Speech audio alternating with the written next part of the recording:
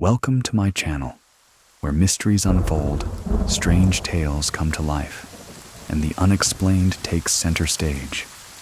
Here, we dive deep into eerie legends, unsolved cases, and supernatural phenomena that defy logic. Are you ready to step into the unknown? Brace yourself, keep an open mind, and join us as we uncover the world's greatest mysteries. Please listen to the story. The man in the top hat. Growing up in a haunted house is one thing, but what if the spirits follow you wherever you go? This is a chilling account of a family tormented by ghosts, demons, and dark entities. My name is Edwin, and here is Chris's true scary story. The earliest memory of anything happening that I can remember is, I was probably around 6 years old. We had this house, my grandparents lived there. It was in Virginia, so it was a very, very old house. There was a lot of us. So there was my mom, my dad, myself, my 2 younger siblings, and my youngest brother. Generally, when there is a lot of people in one home, things become very active. You feel things, you sense things, you pick up on things. When we moved in, my grandmother told us that there is a spirit in the house, and my grandmother was involved in a lot of different things like tarot cards and doing readings and things like that. So she was already very sensitive. She would tell us, "Hey, there is a spirit in this house. We call him Angel," and she just wanted to let us know, in case we saw anything or felt anything. I remember never feeling comfortable in that house. I always felt like somebody was watching me. I never physically saw anything, but it was just creepy. I just did not want to be in that house. I didn't like it. I didn't like the way it made me feel. There was this one time that me and my sisters were playing, and we were playing very, very loudly. My grandma, she's in the kitchen. She comes running out of the kitchen, telling us that we need to be quiet, because she saw the spirit. She saw Angel. There was a door in the kitchen that led to the garage, and she said that she saw a white mist coming from the bottom of the door into the kitchen. She started screaming like we heard her scream. So she runs into the living room yelling at us. Mind you, my grandmother never yelled at us when we were kids. We would write on her white couch with markers, and she never yelled. So for her to come into the living room, screaming and yelling at us, I knew something bad had happened. So me being my 6-year-old self, I yelled, "I hate Angel. I don't care what Angel says." And then the very next day, I come down with this strange virus. We didn't even know what it was, but I remember being insanely sick, to the point where I was actually admitted into the hospital, and I was in the hospital for 3 days. No doctors, nobody can find anything wrong with me. And I remember my parents talking to my grandmother, and they said, yeah, it was Angel. It was the spirit that had attacked me physically that was causing me to become so ill. My grandma actually told us that the owner of the house had shot himself in the head in the attic. You can only access the attic through the garage. So it made sense when my grandma was saying that. She saw that mist coming from the door because it LED to the attic. The next time we experienced something, it happened in this house. It was in Little Washington, North Carolina. Another really large, old, creepy house all on the East Coast. I was probably around 8 or 9 when this happened. We didn't really feel things, like we would see things, but we didn't really feel anything, except for my one sister. She was probably around 7, and she would talk about the dark man. She would tell us that he would follow her. He would watch her, and he was this tall. slim, dark figure, and he had a top hat. And I asked her, well, how long has the dark man been following you? And she said, all my life. There was this one instance where it was really late at night. My father was watching TV in the living room. My mom was asleep. Me and my younger sister, we had woken up in the middle of the night, and we realized, hey, Jen's not here. She's not in bed. Where is she? So we go downstairs, and the way that the house was set up is there's a huge living room with the TV. There's a couch in the middle, and then there's stairs that lead up to our bedrooms, because we were sleeping upstairs at the time. So when you come down the stairs, you can see the TV, and there's this tiny little hallway to the side that's kind of casted and, in the moonlight, in the dark, so to speak, because it was really, really dark. Even with the TV on, because of how large the living room was. So me and my younger sister, we come downstairs and we see her in this dark corner, bathed a little by moonlight, and we can make out that she is standing in that corner, holding a steak knife. All she's saying to herself is she's saying, kill John, kill John, kill John, kill John, kill John, kill John. That's my dad's name. So we go to her, and I'm shaking her, and I'm like, Jen, what's going on? What's going on? And she's just saying over and over, kill John, kill John, kill John. Me and my younger sister are just looking at her, and she's like in a trance, and she's just saying this over and over again, to the point where I'm like violently shaking her, and she finally snaps out of it up. She's like, oh, my gosh, it told me to kill our father. She gets her finger and she points into the dining room. No light whatsoever, and she said that over there. She described it as a black figure with super red, glowing eyes. I today believe that that was a demon. There's no other thing for it. And I was like, Jen, let's put the knife away and let's go upstairs. And let's go in bed. And she was really weak, just kind of like swaying a little bit. So we took her back upstairs later in bed. And me and my younger sister at the time, we did not want to go to sleep because we did not know what was going to happen.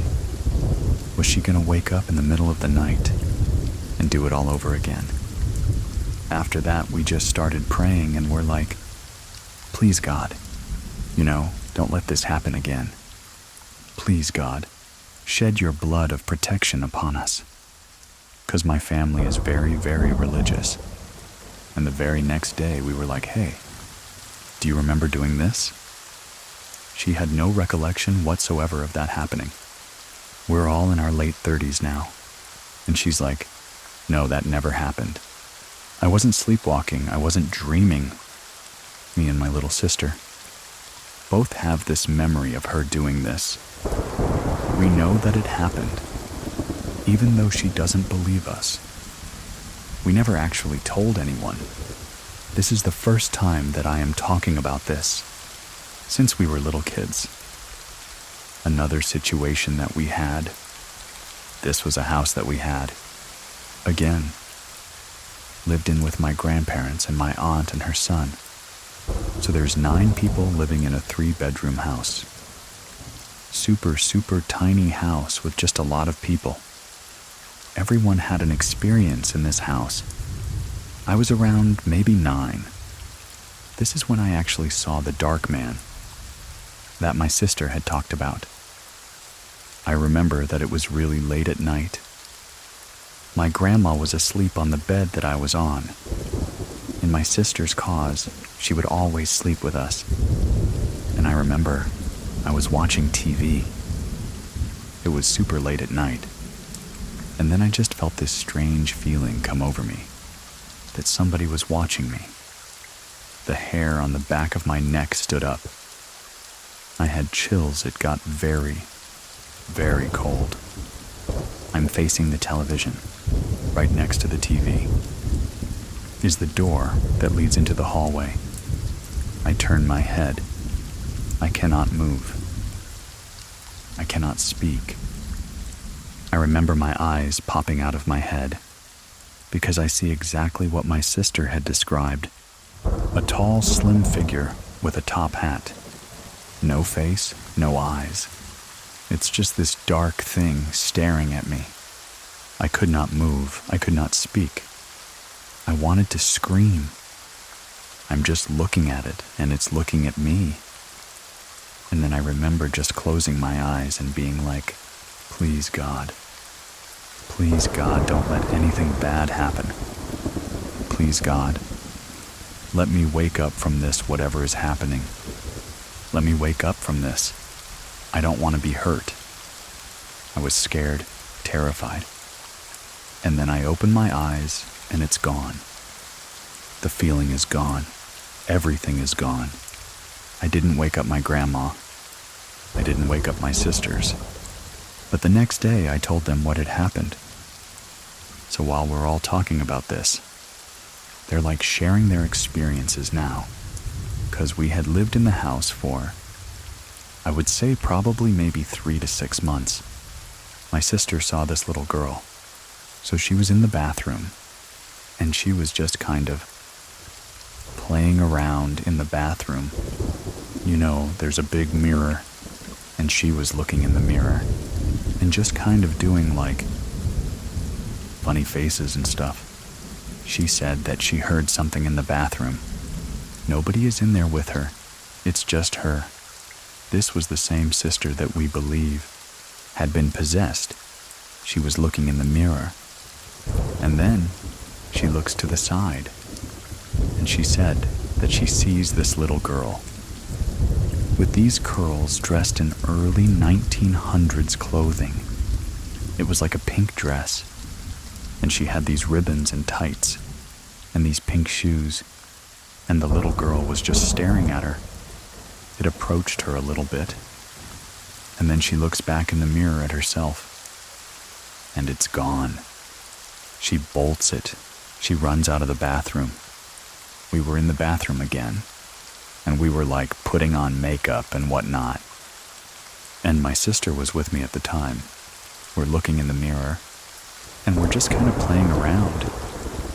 You know, we're like, 9 or 10, and then I see this man, and his face is dirty, and he's got like all these cuts and bruises, and he's wearing a black and white striped gel outfit that you would see, like from the 1900s, And he's got this hideous smile, and he's just smiling at me. I would say. I probably stared at him for about 10 seconds, and then it got really cold. And me and my sister looked at each other, and she was like, "You saw something, didn't you?" My younger sister and my younger cousin, who also lived in this house, talked about how they would see this clown. And this clown was again early 1900s with the face paint and the hat and a dirty clown outfit, and he would just watch them. Now, me and my other sister never experienced. We never saw the clown, but my younger sister and my cousin saw it. And neither of them knew what each other was seeing. We didn't talk about this again until we got older. Later, after we moved out of this house, we found out that there was multiple murders. Around the area, we lived next door to a chiropractor. It became a chiropractor. But it was a very old house that they had knocked down, and 2 people were murdered in that house. We also found out, because we lived on a main road, that there was a bunch of accidents and people jaywalking that would be hit by vehicles and that were killed. We don't know what century it took place in. We don't know if it was a 1900s, but we found out that there was murders next door. There's another house that we lived in, and this is up in Michigan. It was a 2-story upstairs, downstairs 3 bedrooms upstairs, 2 bedrooms downstairs. Very large kitchen is very large house. My grandparents live there on my mom's side. My cousins live there. We live there. There had to be at least 13 people living in this house at one time. We called it the Amityville house because everyone saw something. Every person that lived in that house experienced something. It would get worse. When we had like a Christmas party there, and we had 30-some people in the house, that's when I got really, really, really strange. I always felt uncomfortable in this bathroom. It was my uncle's bathroom, and he had painted it all red. We used to call it, the Bloody Mary bathroom. Red carpet, red tile, a black sink, a black toilet, a red shower. Like everything was black and red. It was crazy. My younger sister, her and my cousin were just kind of like in one of the bedrooms with the red bathroom, because it was connected to it. They were just laying on the bed, and they were watching TV, not really doing anything. My sister saw a pen fly across the bedroom, hit the wall, and they're both like, "Did you see that?" It had kind of become normal for us to see these things in this house. So, we didn't really make a big stink about it. Like, we're like, okay, that happened. My cousin, he fell asleep downstairs on the couch. I was upstairs with my sisters. We were all asleep. It was like 6 o'clock in the morning. We're all asleep. My cousin comes running upstairs screaming at me. "Why did you pull my hair? Why are you hitting me? What are you doing?" And we all wake up because he's screaming, and I'm like, "Dude, I was never downstairs. I've been up here the whole time sleeping." And he's like, No. You slapped me in the face and you pulled my hair, and I saw you run upstairs." To this day, he fully believes with his whole entire being that I was the one that did that. Another thing that happened with my grandfather is he was also asleep on the couch. He said he saw these 2 little girls by the living room door, just jumping around, making noise and playing. It's the middle of the night. We're not going to be downstairs bothering my grandfather. We were upstairs asleep. So we hear him yelling, "Stop making noise. Stop playing, go to bed." And we're like, we're upstairs sleeping. But you can hear him yell because there was no door that separated the stairs from the downstairs to the upstairs. And then the next morning he's like, "Why were you guys playing downstairs in the middle of the night?" I was trying to sleep. We were like, "Grandpa, we weren't downstairs. We were asleep. We heard something. We didn't know if that was you yelling at us or not. But we weren't downstairs." And again, this is another one of those things that happened in this house where we were just like, okay, it's the spirits. It's whatever it is that's here is doing that. I was again 16th, 17, and it was cool to smoke cigarettes back then. So I had stolen a cigarette, stole the lighter, and I had nowhere to go but outside. I went through the kitchen to the back doors again. This is about 2 a.m. I was talking to my cousin on the phone late. We were joking around. I was like, "Oh, I'm gonna go have a cigarette." I make sure that the door that separates me from the downstairs door is open. Because you close that door. It locks. You cannot open that door from the outside. You have to be inside to open the door, so I'm outside. On the cell phone with my cousin. Cell phone. I'm smoking and everything. And it's late at night and we're in a field. And I'm looking around and I'm like, why did I think that this was a good idea? It is really, really creepy out here. I'm like, I need to get back inside. So, the door that I had left open was still slightly open. But to my horror, the door that connects to the kitchen to get in is closed shut. So I am jiggling the handle of this door, and I cannot get in. There was no wind. It was a summer night. There was no storm. No wind that could have shut that door from the inside. Nothing. It had to have been something that was on the inside of the house that did this. So I'm jiggling the handle, and I'm crying now because I'm like, oh my gosh, I can't get in the house, I can't get in. Nobody's gonna find me until they start to wake up. So I was out there crying on the phone with my cousin. I'm like, oh my gosh, I can't get back in the house. What am I gonna do for at least 15 minutes? And then I see the light turn on. My grandma is in the kitchen to get water. And I'm like, Grandma, could you please let me in? And she opens the door and she's like, what are you doing? I was like, Grandma, did you close the door? And she's like, no. I literally just came in here to get some water. What are you talking about? There was no one in here. All the lights were out. I just came to get some water. And then we both looked at each other and we were like, it was just another experience. Just something strange that happened. It was just one of those things.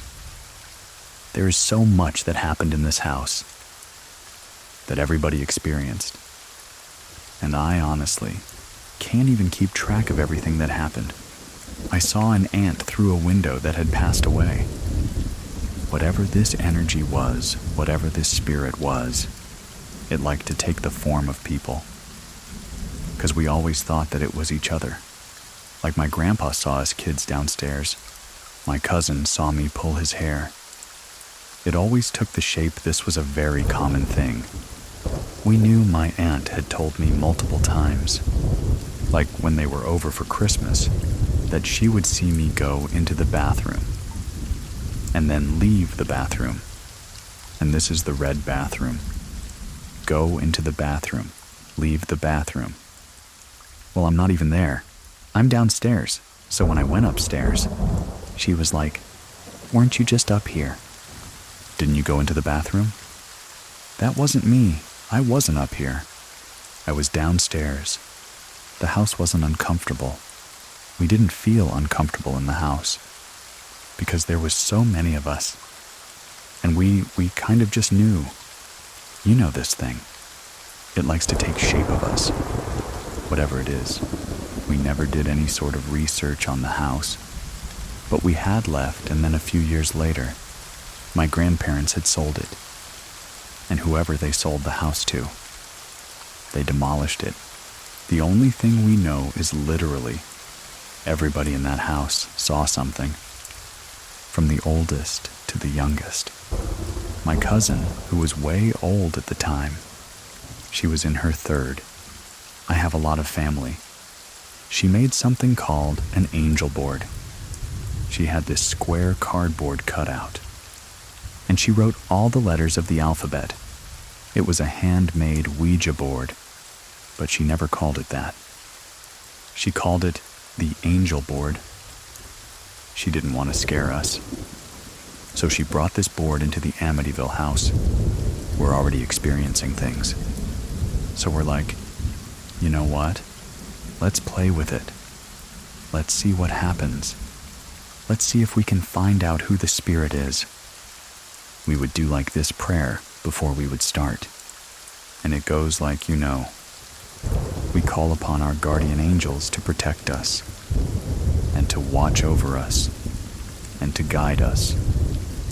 We would use this little shot glass where we would all put our fingers on, and we would wait, you know, until something happened. There was this one spirit that would come through. When he was a boy, he was about 15 or 16. He had told us that he died in a car accident. We would ask it, you know, like, where are you? Are you in heaven, you know? Where are you contacting us from? It would always, Just, say the dark place. The dark place. We didn't know what that meant. We knew he was in a car accident. He gave us a description of himself. Brown hair, brown eyes, all of this fun stuff. And then we wanted to see if it knew anything about us. So we would ask, tell me what color shirt I'm wearing right now. And we would all just kind of, look at each other and see if it would move. It would go to pink blue. It would name the colors that we were wearing. And we were all like, did you do that? Did you move it? Did you move it? Everybody was like, no, I did not move that thing. Then we started to ask questions about our future. Are we going to get married? Are we going to have kids? And it told me that my grandfather would die very soon. And it just said, blood disease. Blood disease, blood disease. A few years later, my grandfather had diabetes, and he had an infection in his foot. That went into his bloodstream, and he unfortunately passed away. That little boy that told us these things followed us every time we would play with the board. Again, it was another house. This is my aunt and uncle's house. It was a huge house, and this was somewhere in Indiana. We were, 16, 17. We're all over here at my aunt's for Easter. Let's play with the board. Let's see what it does. We brought out the board and we played with it. And of course, that same boy came through. And we were just talking to him.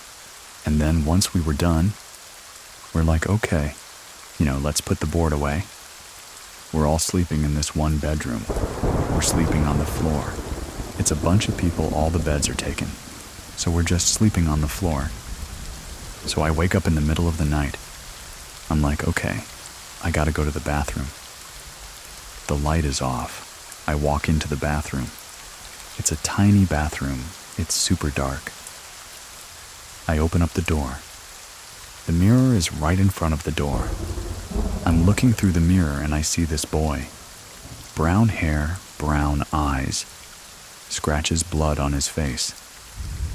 And I see him, and he's staring back at me. I was scared because it felt like all of the light from the room, if there was any light that came, was gone, and I can make out his face. The description that he gave us in the board was accurate. It looks just like the kid that we were talking to. He's got this weird smile on his face. I closed the door and I started praying, and I was like, oh my God, please, Jesus, I'm never gonna play with that board again. I'm never gonna do it again. I don't want to see these things. Like, I'm scarred at this point from everything that we've seen. I don't want to see these things. I don't want to feel these things. And I opened my eyes and I opened the door. And I hurry up and turn the light on. And he's gone. Little do I know my cousin, who's sleeping in the next room, is experiencing something with the little boy. She tells us the next morning that she was asleep. She remembers feeling really, really cold, and because she was so cold, it woke her up, and all she said is, she opens her eyes. She's stiff. She can't move. It's like she's frozen. She sees the little boy that we were talking to. On the board, same little boy that I saw. She sees the little boy, and she's staring at him. And he's staring at her. She can't scream. She can't open her mouth. The only thing she has control of is her eyes. So she stares at him, and he's like hovering above her. And they're eye to eye, she said. Started praying. Opens them. He's gone. We talked about this the next day. And she's like, hey, I don't think we should play with that board anymore. And I'm like, really? I don't want to play with it either. I have to tell you what happened. To me? And she's like, wait. What happened to you so we share each other's stories? The description matches perfectly. Of that little boy that we were talking to. He followed us to 3 different houses from that board, and we all swore to God that none of us did this. None of us touched it. We didn't move it. We didn't make it. Say the same thing over and over again. And when we swear to God, I know it's true. 'Cause again, very religious family. I know none of us did that. There would always be the cold, and then the prickly. And then we would experience something. So me and my one cousin, we would say it's sleep paralysis, because we opened up our eyes and we were frozen. And we couldn't move. It was really, really, really scary. And we talk about it to this day. We agree, you know. It was a demon that possessed my sister. This dark man followed us from house to house. My sister said that he followed her up until her 20s, and she hasn't seen him anymore. We talked about this clown with my 2 cousins, who never spoke to each other about it. Not until we were much older.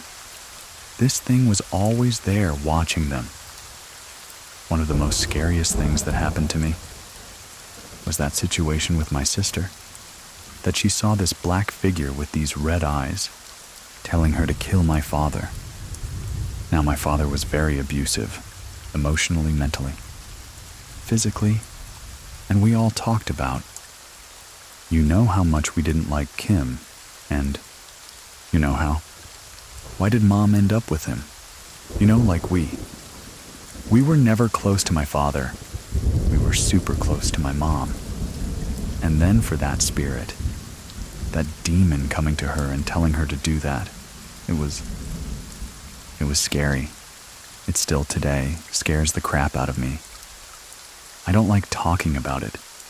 I don't like thinking about it. Because that's not normal. That's not normal for a 7-year-old to have a knife and want to kill your father. I've realized, actually, me talking to my sister, you know, getting her story about the clown. We've started to feel really strange things lately. Just talking about our stories. Like the house that I live in right now with my fiance and my stepkids. It's not a scary house, but my daughter has told me that she's seen some strange things lately. And I've seen this dark figure. I don't know who caused we had a name for him. Dark man, you know. I don't know if it's the dark man or not. But something happened the other night ago. That reminded me of being in that house, with my grandma on the bed, seeing that figure and being terrified. And that happened a few nights ago. The TV was on my bedroom. Door was slightly ajar and it's dark. There's no light and I'm just, you know, laying in bed and I'm trying to fall asleep. And then my eyes go to the crack in the door. And it's probably about 8 to 10 inches open. And I see him, and I haven't seen him in a very, very long, I'm getting emotional talking about it, 'cause I haven't seen it so long. And there he was, staring at me with the top hat. Slim, dark figure. Same thing that's haunted us since we were kids. And I saw it, and I got really cold. And I was just like, oh, my God, it followed me here. It followed me here. I close my eyes. I start praying again. I'm like, Jesus, I rebuke it in your holy, precious name. Please, God, I don't want to go through this. I don't want to experience this. And I open my eyes, and it's gone. It's the same thing that I saw. I know what it is, because it attached itself to my family. Whatever it is, and the only thing that I can do now is just pray about it and just rebuke it in Jesus' name and wish that I never see that again. I don't want it to hurt me. And I don't want it to hurt my kids, and I know that it's not a nice spirit. It's not something that's watching over me or protecting me. It wants to hurt us. Do you have a true scary story to share with us? Click on over to True Scary Story.com and fill out the form.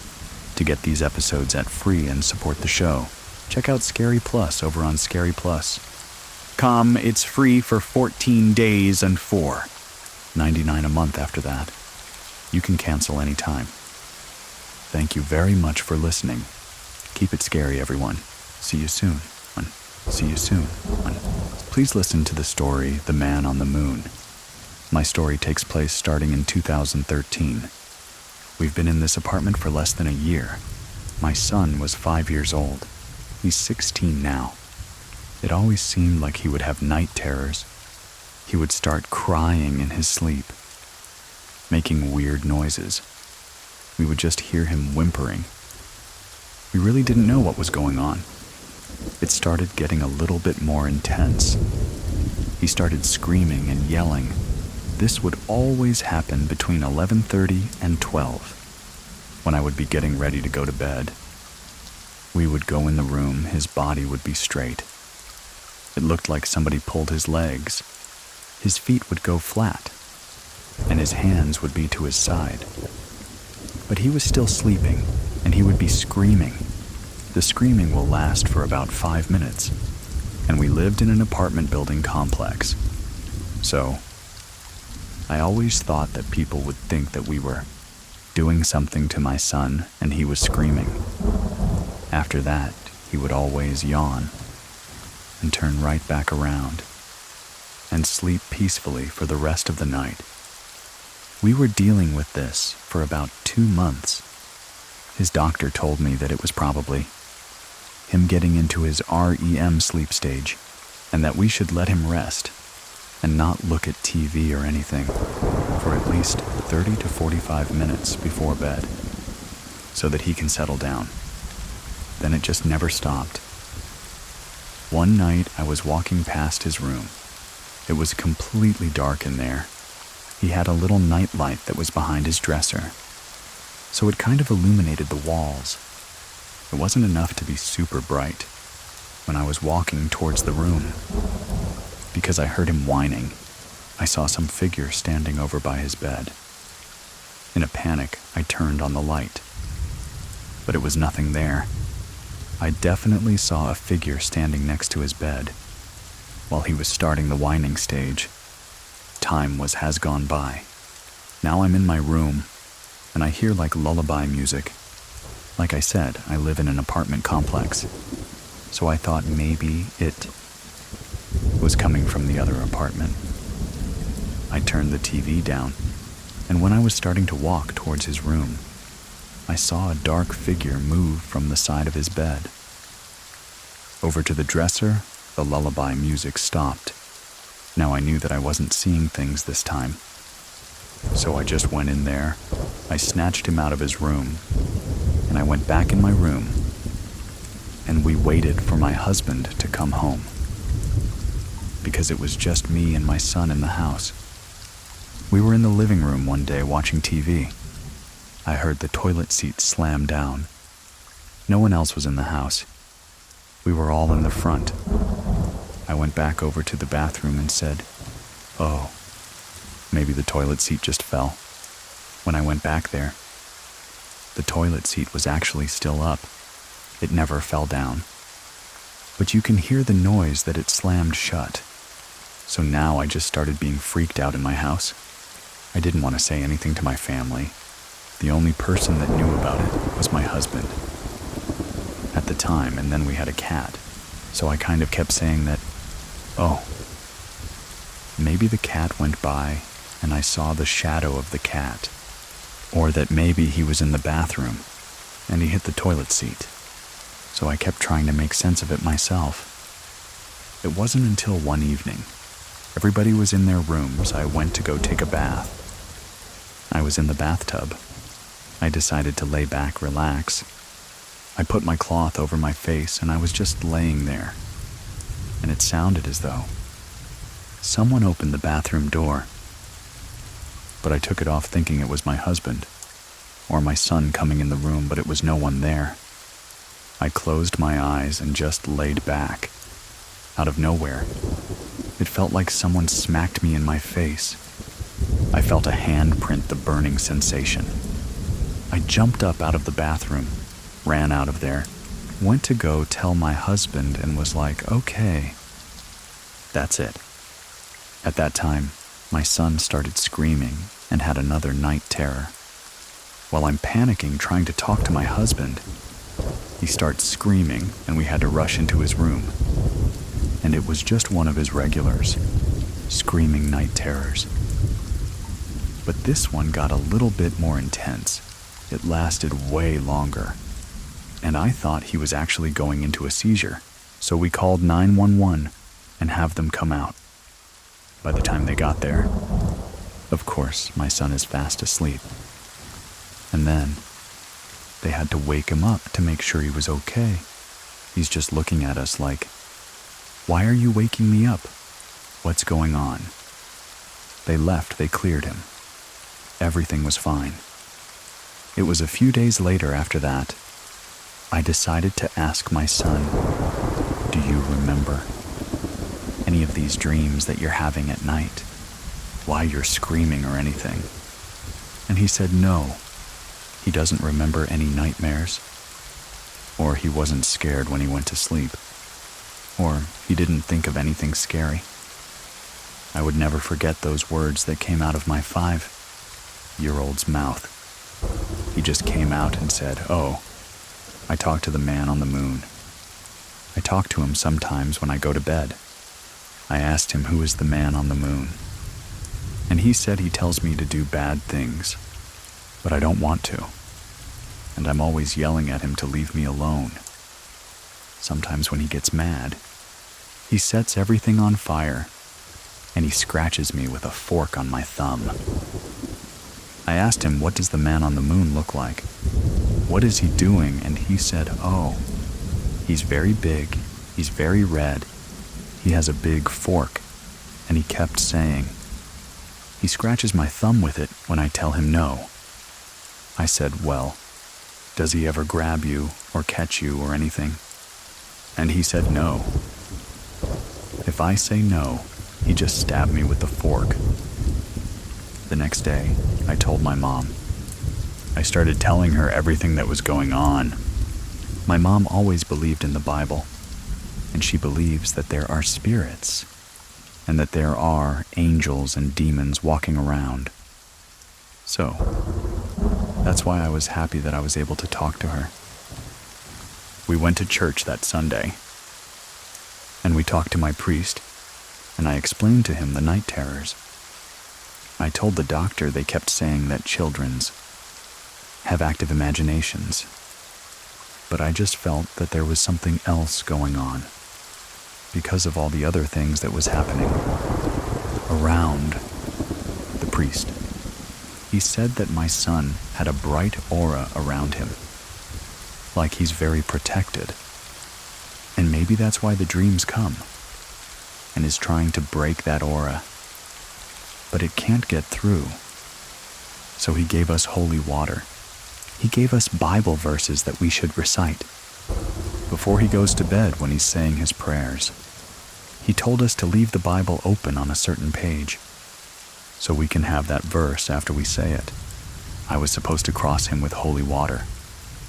And then we will put a rosary that he gave us under his pillow. Now my son is still 5, so he's really excited about putting the rosary under his pillow. He wants to go to bed and say prayers. The next day, I came into his room, and the pages were turned on the Bible. I asked my husband, "Did you touch the Bible? Did you change it?" He said no. Then, while I was making up his bed, I went to go look for his rosary. I couldn't find the rosary. I asked him, did he take the rosary out at night? What did he wake up? Was he scared or anything? He said no. I was looking all the way, all over the floor. And then I found the rosary under his bed, behind the headboard. Not where he could push it, because he had a toddler bed. So there was no gaps where it would just fall through. Someone had to physically take that rosary and put it under the bed for it to be there. I started panicking about that. I told my mom what was going on again. She said, well, just continue to keep doing it. Every night we would read the Bible verse. We would do the holy water. A month after that, the night terrors completely stopped. I ended up having another baby. We decided it was time to move. I started freaking out. Because the place that we were moving to is kind of behind the cemetery. There's a house in between us and the cemetery. All of those memories started coming back. We ended up moving on December of 2015. My second son was born January 11th. We were in our new apartment. First, started having these strange noises in my house. One night I'm in my room, and I heard the same lullaby song that I heard those many years ago, and I turned on the TV and I thought, I must be losing my mind, I'm paranoid. I went towards the room again. I saw a black figure dart from his crib and the noise stopped. I'm thinking now, the cemetery behind me, the past everything is coming back into play. I start telling my husband, I need to go back to the priest. I need to tell him what's going on. Maybe a week after that, I'm laying in my room and I could not get to sleep because it felt like someone was staring at me from my hallway. I was turning around and I opened my eyes, and next to my dresser, I saw that black figure that I've seen multiple times. This time, it did not vanish. I was staring at it while I was trying to move and tap my husband and let him know that something's there. It flew toward me. The only thing that I could do at that moment was flip over my husband because it lunged toward me so fast. I didn't know what else to do. I ended up flipping over my husband and fell off on the other side of the bed. When he woke up and then was asking me what was wrong, I explained to him what was going on. That black figure that I keep seeing randomly, it's back and it's trying to attack me. I was terrified. I said I was going to go back to the priest, let him know that this is happening all over again. We did the same thing. I had to take the baby to him. They got him baptized. And after that, that was it. Nothing else again, so I don't know if that black figure was trying to soothe the children or if it was something else. But I know it was the same figure that I saw when my first son was 5, and then again when my second son was born. And that's what lunged toward me. So I'm not sure if she was angry with me or someone who just wanted to be by children. But I would feel this presence in my home, as if someone was always watching me. But I never saw the figure again. After we went back and blessed the house, got holy water for here. Luckily, things have been much better. I did have another baby since. And those things have always crossed my mind.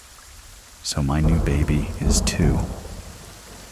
But I've yet to see the black figure, or hear any weird lullaby songs, or feel as though someone's watching me. It was only with my 2 sons. I don't know if it's different, because now I have a daughter.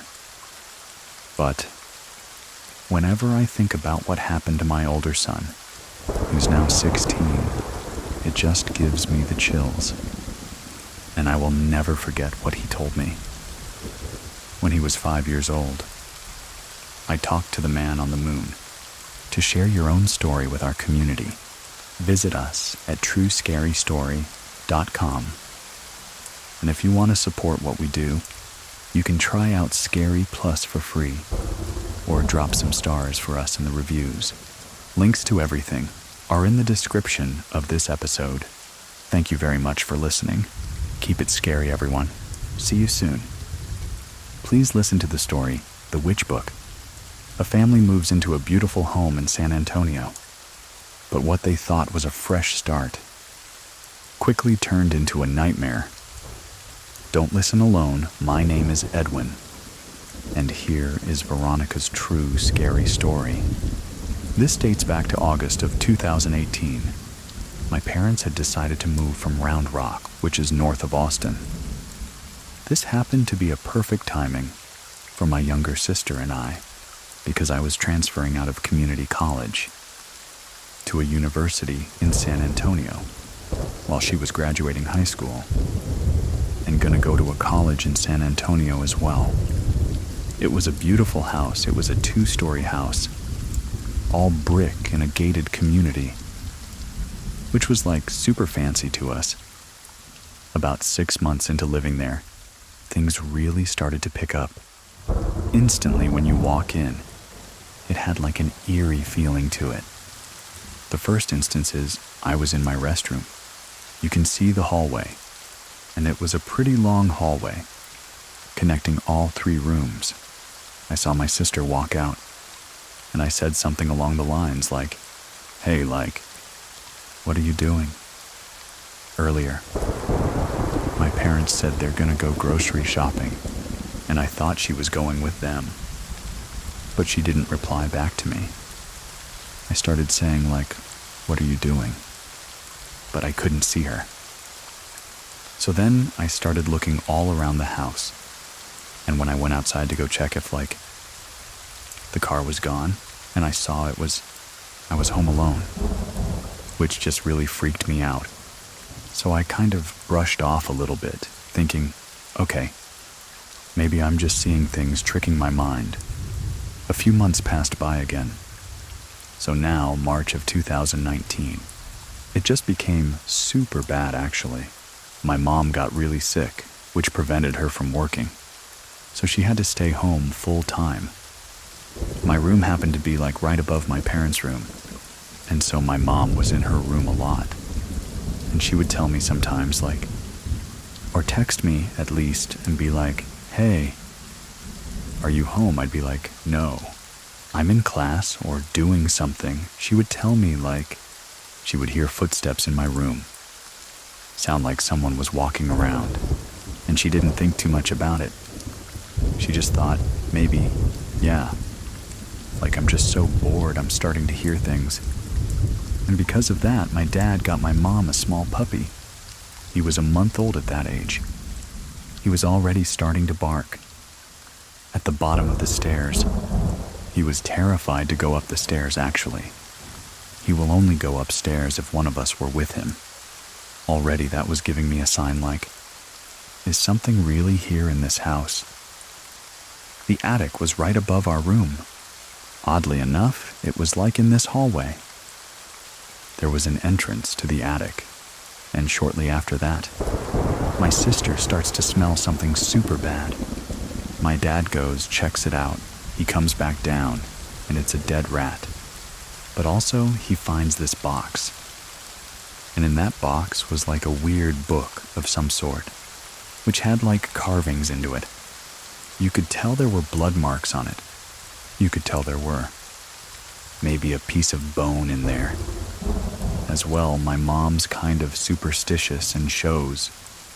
She was already do not open that. Do not touch it, just go ahead and burn it. But my dad doesn't believe in any of this. So he said, "No, I'm gonna open it." He opens the book.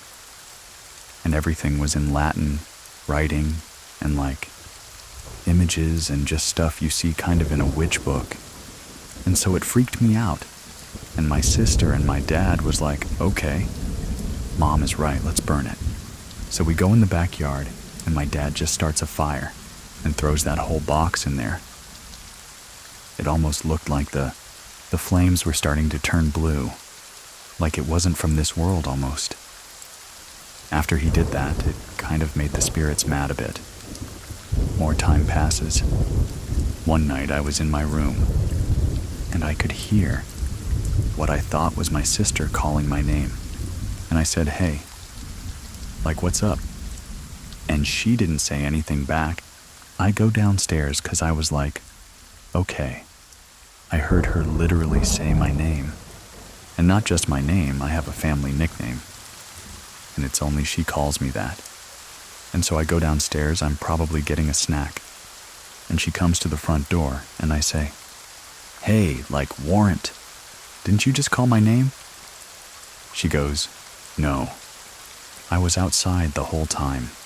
And that just freaked me out even more. That's when I really told her what was going on. Because not only did I hear my name, but I saw her months before. So I tell her what was happening. And she just kind of looks at me blankly. And I'm thinking to myself, okay, I'm really going crazy. Well, my parents overhear us in the kitchen, talking about this, and that's when my dad says, "Oh, we've been hearing things too." They start to tell me that downstairs. When they go to bed, they always close the door. But they kind of stay up a little bit and watch TV. Say they've been hearing like footsteps in the kitchen, and they assumed it was us. Well, one night they got scared because that door closed and they hear big footsteps, like outside their door, and it's like a small mini hall that you kind of have to turn into to get to their room. They thought it was one of us, and so they start calling out our names. We didn't say anything back, but they could hear it breathing. Well, he got up, opened the door, nothing. And they scared both my mom and my dad while all this was going on. We were all just kind of keeping this inside with each other, because I think none of us wanted to believe something was going on. So to hear that my mom and my dad and my sister, that we all have been hearing or seeing something, it was just spooky.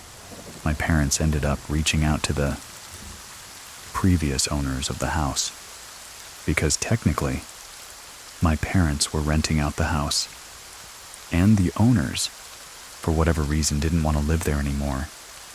Well, my parents just reached down.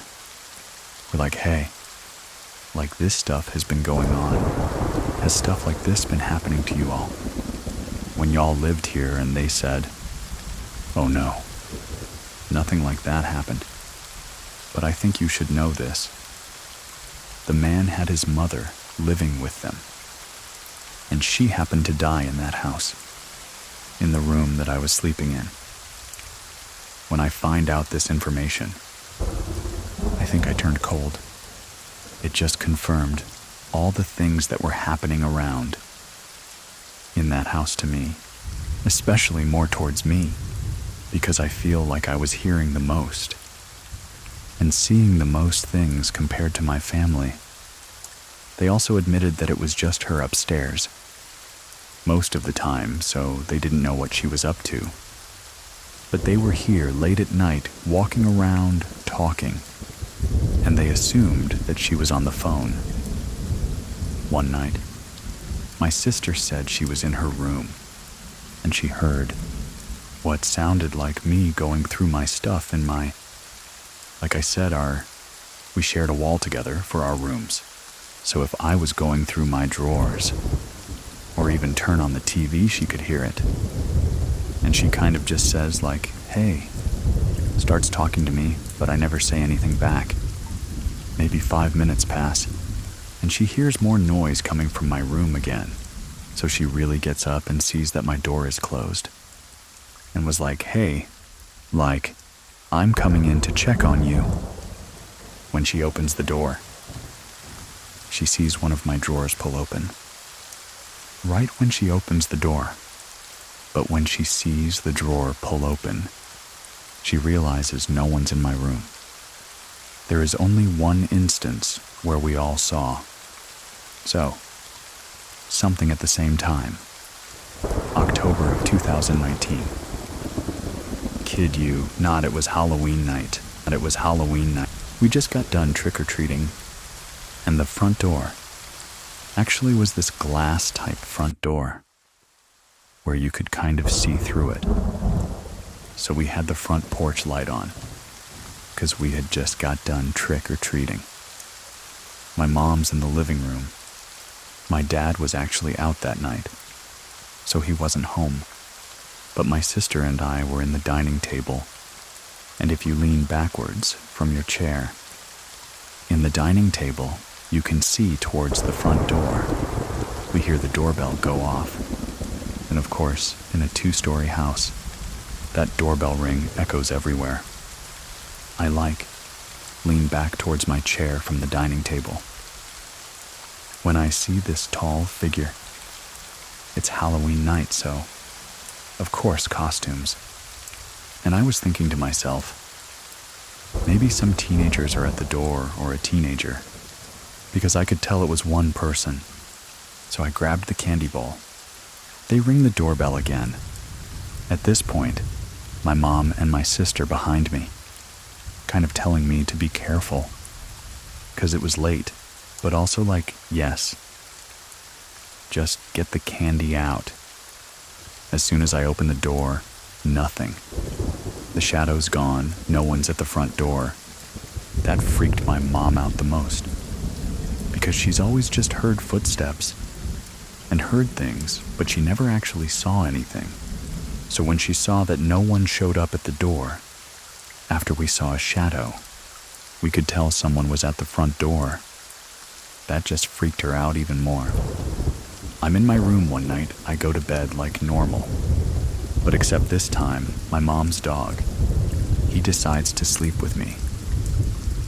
And he never sleeps with me, but he decided to. We go to bed, and I always sleep with my door open. But in the hallway, since it was such a long hallway, we had a nightlight, so it lit up the whole hallway.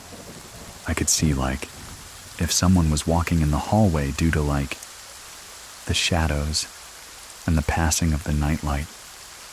We're in bed, I'm dead asleep, and all of a sudden I hear our dog start to growl. I've never heard him growl before, but he starts to growl.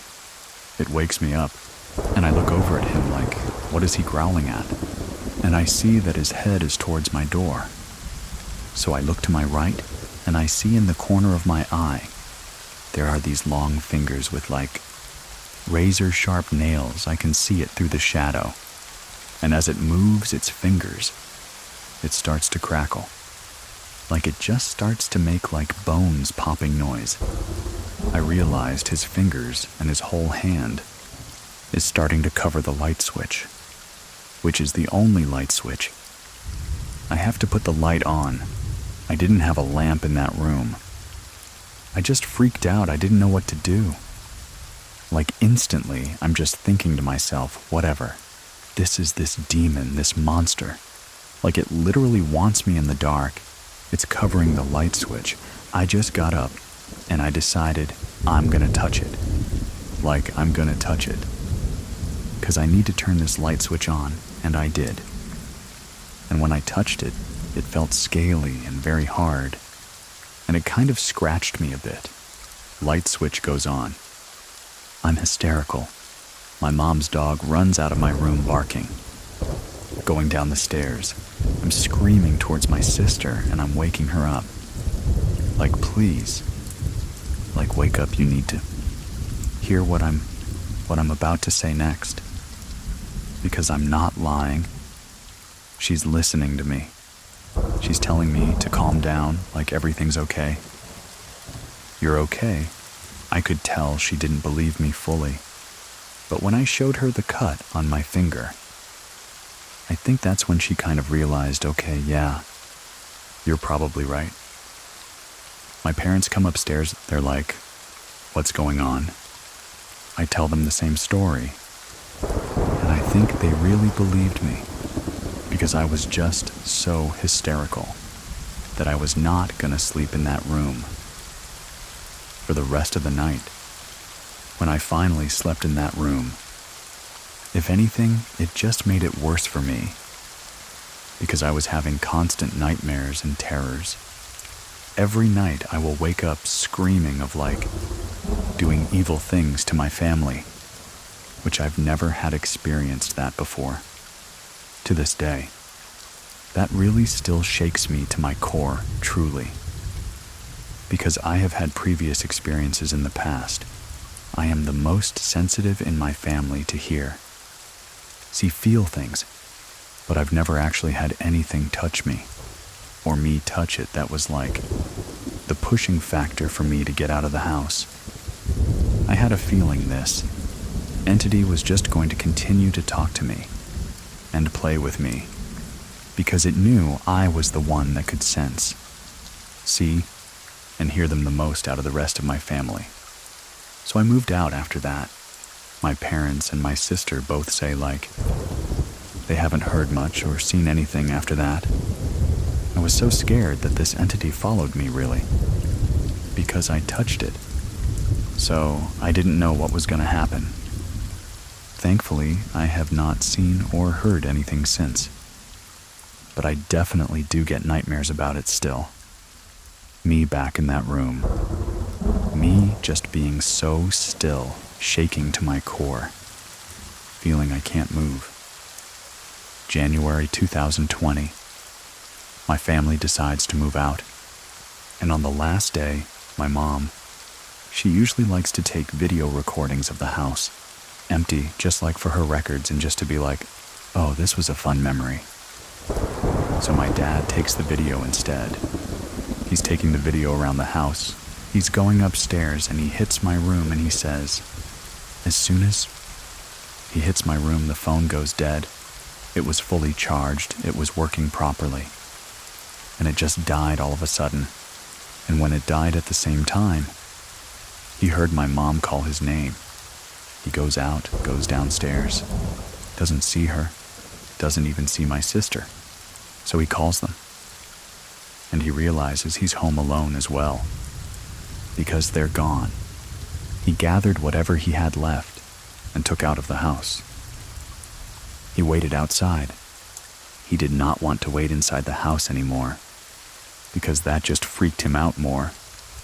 That was the last of it. We don't know what happened, who moved in after us. We told the couple that whoever they rent the house to, next to please advise, someone did pass away because things did happen. That was a spooky house I've ever lived in. And I'll definitely remember it. I definitely do sleep with the night lights on. I do believe now that I am a stronger spiritual person. I do pray more. I got more into church after that, which helps me in my belief system. But I definitely get more hesitant when I do sense something, because I don't know if it's that same thing that's following me, or if it's something new completely. And I hope that I never experience anything like that. Again, you can get these stories without ads by trying out Scary Plus over on scaryplus.com and support our small team behind the scenes. At the same time, and also, please drop 5 stars for us in the reviews for the show, and we'll keep the stories going. If you have a story you want to share, head on over to True Scary Story. Links to everything are in the description of this episode. Thank you very much for listening. Keep it scary, everyone. See you soon. Scary, everyone. See you soon. Please listen to the story Baby Monitor. My name is Sean, and I've actually been on the show before. I told a story about when I experienced some paranormal type situations in my childhood homes.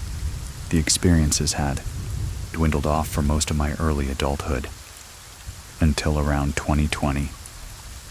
July of 2020, I lost my mother, shortly after the COVID pandemic had started to peak. My mother took a turn for the worst and passed away unexpectedly. Shortly after that, I found out that I was pregnant. This was not something that me or my boyfriend had planned. It was very unexpected, and I kind of took it as a gift, from my mom, because we had been talking before she passed away. about how excited she was at the idea of becoming a grandma. And I told her, I don't even know if I can have kids. So we'll see what happens. And then, shortly after she passed away, I found out I was pregnant. We were in a 1-bedroom apartment at this point. And we decided that it was time to try to find ourselves.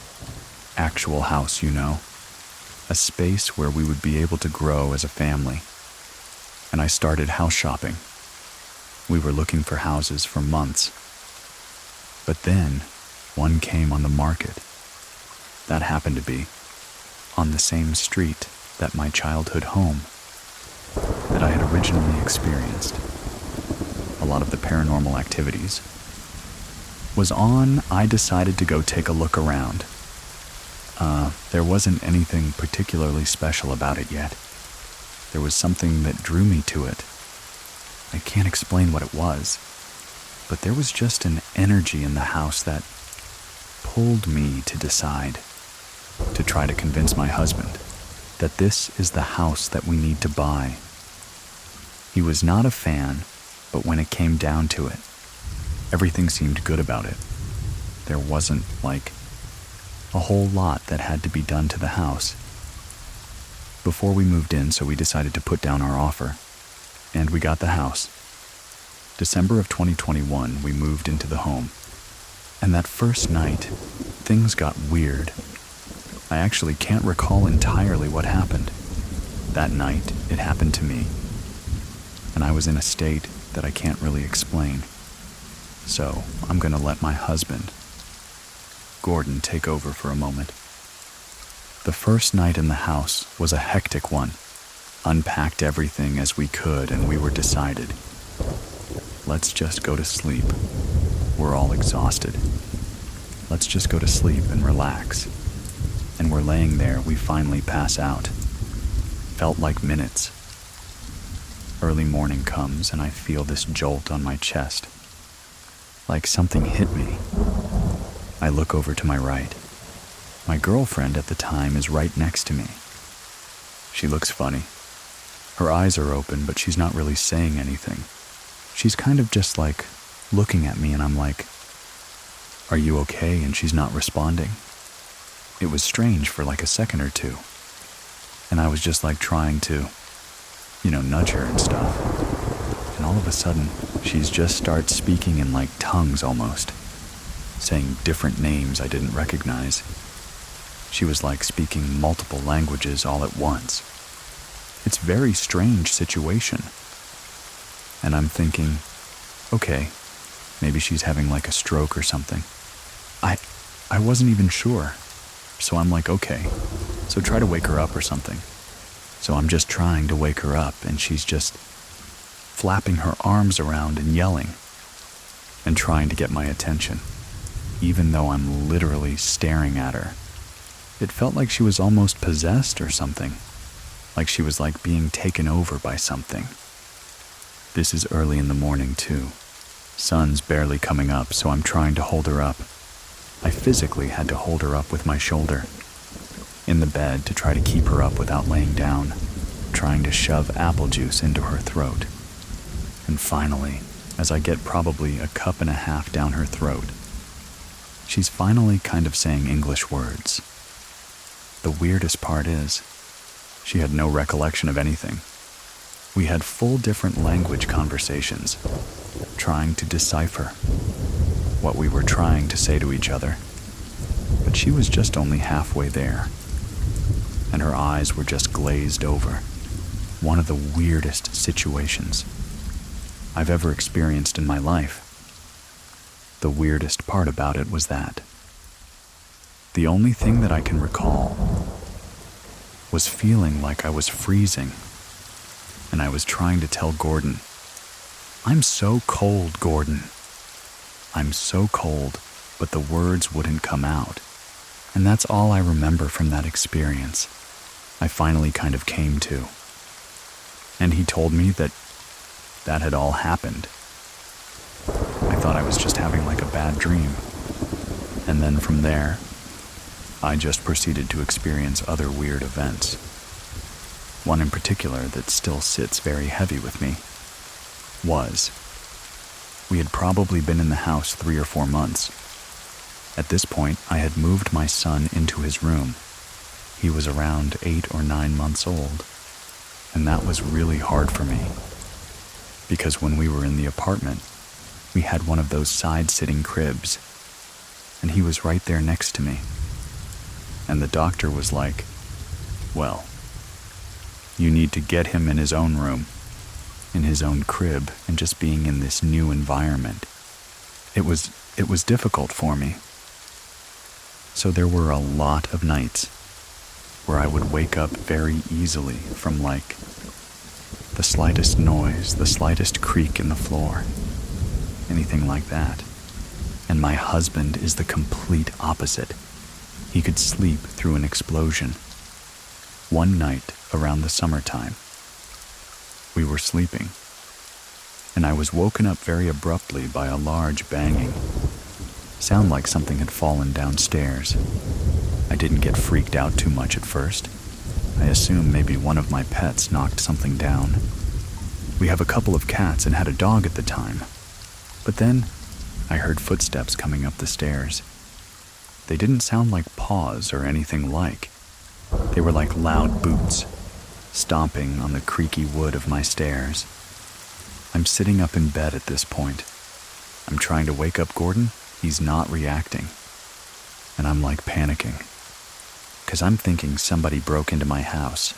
Since we're in an older house, there's about an inch or so of space between the floor and our door, so you can see people's feet and things. I saw a pair of feet boots settle in front of the door, and I am fully panicked at this point. I can't get my husband to wake up. He's snoring, having a great time, and I'm like, I'm about to die. And all of a sudden, as things seem to quiet down, my door starts to aggressively shake and shake, like somebody's trying to get in, but they can't figure out how to turn the knob, and the door is slamming and slamming and slamming. And finally, I'm like, Gordon. He wakes up and it stops. I'm crying at this point. I am in tears, begging him to do something, that someone is in the house. Someone's gonna hurt us, someone's gonna hurt our baby. So he gets up in a stupor, goes and opens the door, and there's nobody there. He goes and checks downstairs. Nothing has fallen. Nothing's out of place. To this day, that still sits with me, because there are still times where I will wake up in the middle of the night and I can hear the door jiggling. Not as violent as that first time, but like somebody's trying to figure out how to get into my room. At first, when some of the footsteps started, I put it in my head that maybe it was my mother, keeping an eye on us. She was always like a huge believer in the paranormal. She always believed that the ghosts, or entity, that we were dealing with. In my childhood, homes were my grandmother. She always kind of put it in my head that the people that we care about most stay with us for a while after they're gone. But the way that it behaved in that moment, it didn't feel like something safe. It didn't feel like something that was there for a good reason. As time went on, it seems that whatever this thing is that we're dealing with has taken a liking to my son. So, Alec, my son turned 1. He was just learning how to talk, and he would just like giggle and kind of like whisper to himself in bed. We didn't think too much of it at first, until one particular night. We have this video baby monitor that, when a sound goes off, it'll turn the video on so that you can see into the room. We had it at the time face down, right, so that we could see him in his crib. This particular time, the monitor turned on and I just heard like a grumbling. I couldn't figure out what it was at first. I thought maybe it picked up, like the air conditioner or something in his room. But it was kind of like a bra, bra, bra kind of sound. So I went to look at the monitor, and I see my son just sitting up in his crib, talking to the wall. He's giggling and whispering and having a babbly conversation with something in the wall. And at this point, he wasn't old enough to really be talking so I couldn't ask him about it. But this was something that continued to happen for the last 2 years, where the monitor would pop on and he's sitting up, sometimes asleep, sometimes not talking to someone or something. One particular night when he was around 2.5, he was in a twin bed that we have in a frame that's like on the ground, because we didn't want him to fall out of bed. And this night, the same kind of thing happened where the monitor turned on. There was a weird scratchy, grumbly sound, and when I went to check Alec, my son was sitting up in the middle of the bed, just staring straight ahead. And I'm looking at him, and I see the room is dark.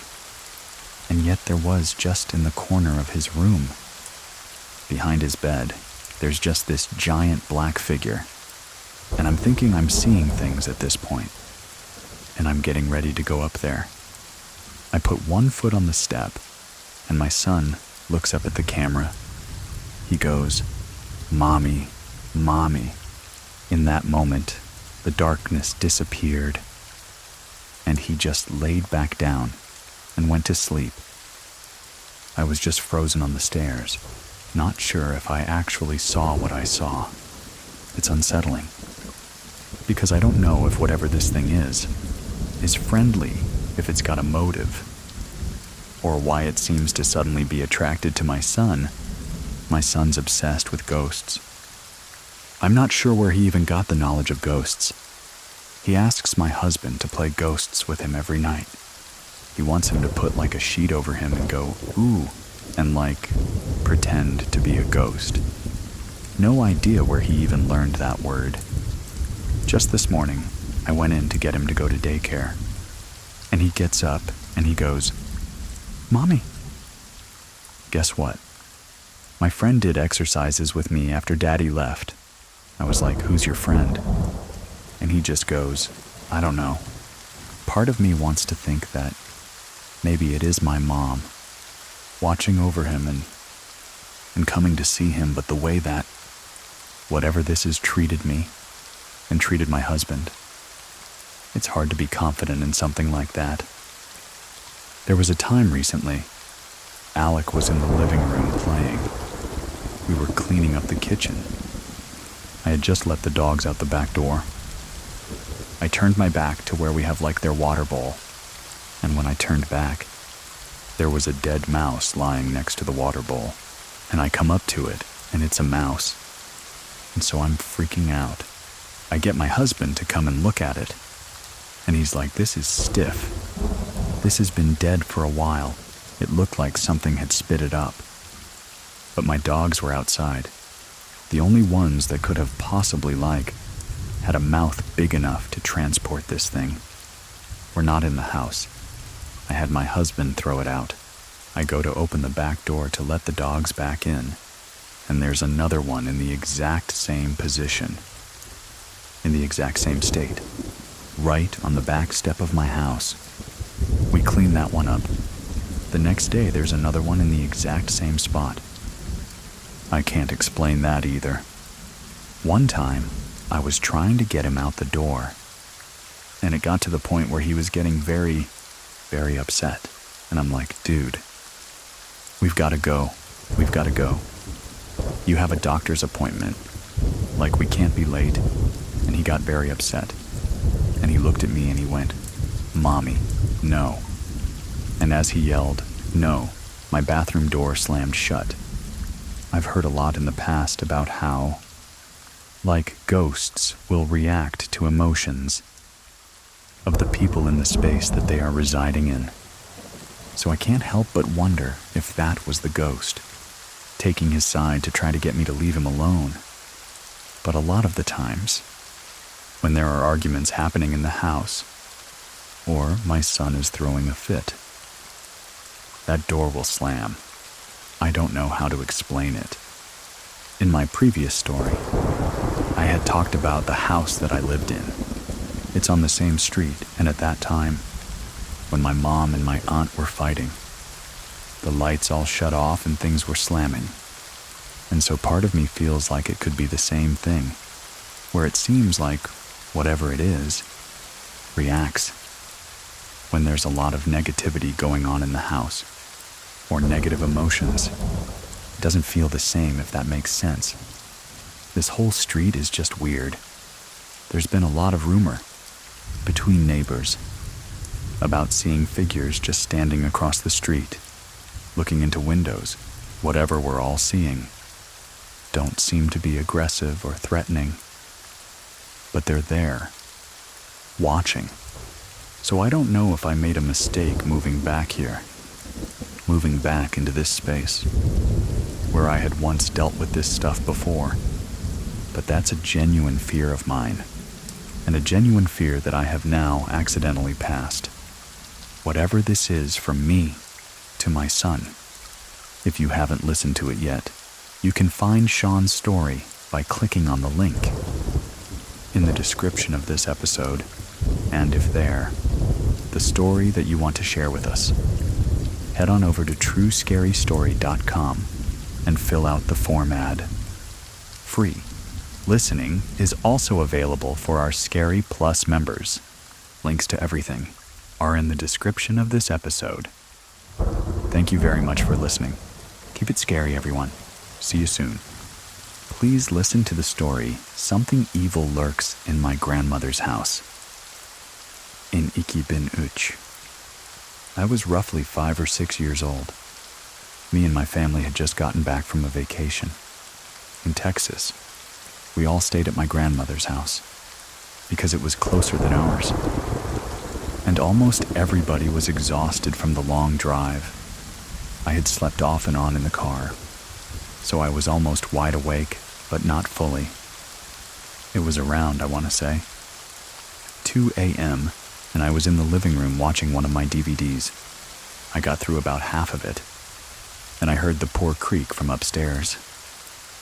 Then footsteps came down the stairs, and they stopped at the bottom, and there was another creak in the kitchen.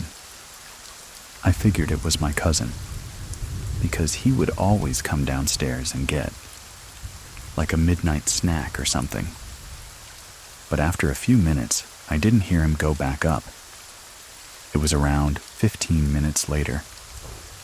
The kitchen floor creaked again, heavier and louder before. At the time, there was no possible way for the floor to creak that much under his footsteps. My parents would always tell me that it was just my imagination whenever I would hear certain sounds. So I believed them at the time. I ignored it for a minute, and out of nowhere, everything in the room just felt heavy. I turned around, and I looked into the kitchen. That was the first time I saw it. It was staring directly back at me. It was a big, black, shadowy mass. It had very light, small piercing to red dots, which I'm just assuming were its eyes. It had a face, however. It was just blurry and disoriented. I tried to scream, but no sound came out because I was just that terrified. It didn't move at all. It was just standing there in the corner. After a few minutes, it just disappeared through that door. That's right next to the stairs. That leads to our laundry room. It went just straight through the closed door. I ran straight upstairs. Once that heavy feeling was gone, I stayed in my parents' room for that night. I didn't sleep. We went back to our house. A couple days later, that's when I mentioned to my mom exactly what I had saw. Her response was the same as it always was. It's just your imagination. We'll make sure your cousin stops watching scary movies around you. I didn't sleep well for about a month after that. At this point, I had grown insomnia and sleep paralysis from seeing this thing. Looking back at it, I feel like she believed me. However, at that time, I think that she just didn't want to scare me. She started to burn sage around the house almost daily. I never knew exactly why at the time, but the shadow person went away. One experience that I had, without that same shadowy mass, thing was just shadows around the house. If I went into the kitchen or something, I would see one in the corner of my eye. But whenever I would turn my head, it would just go back behind the wall it was, or go back behind whatever it was behind in the first place, almost as if it didn't want to be seen. It was the day of my 12th birthday. Everything went well, and I had the average birthday party that a 12-year-old would have. All my family, my friends, it was just a big party. Everybody had left already because it was around 11 p.m. I was in bed, almost about to fall asleep.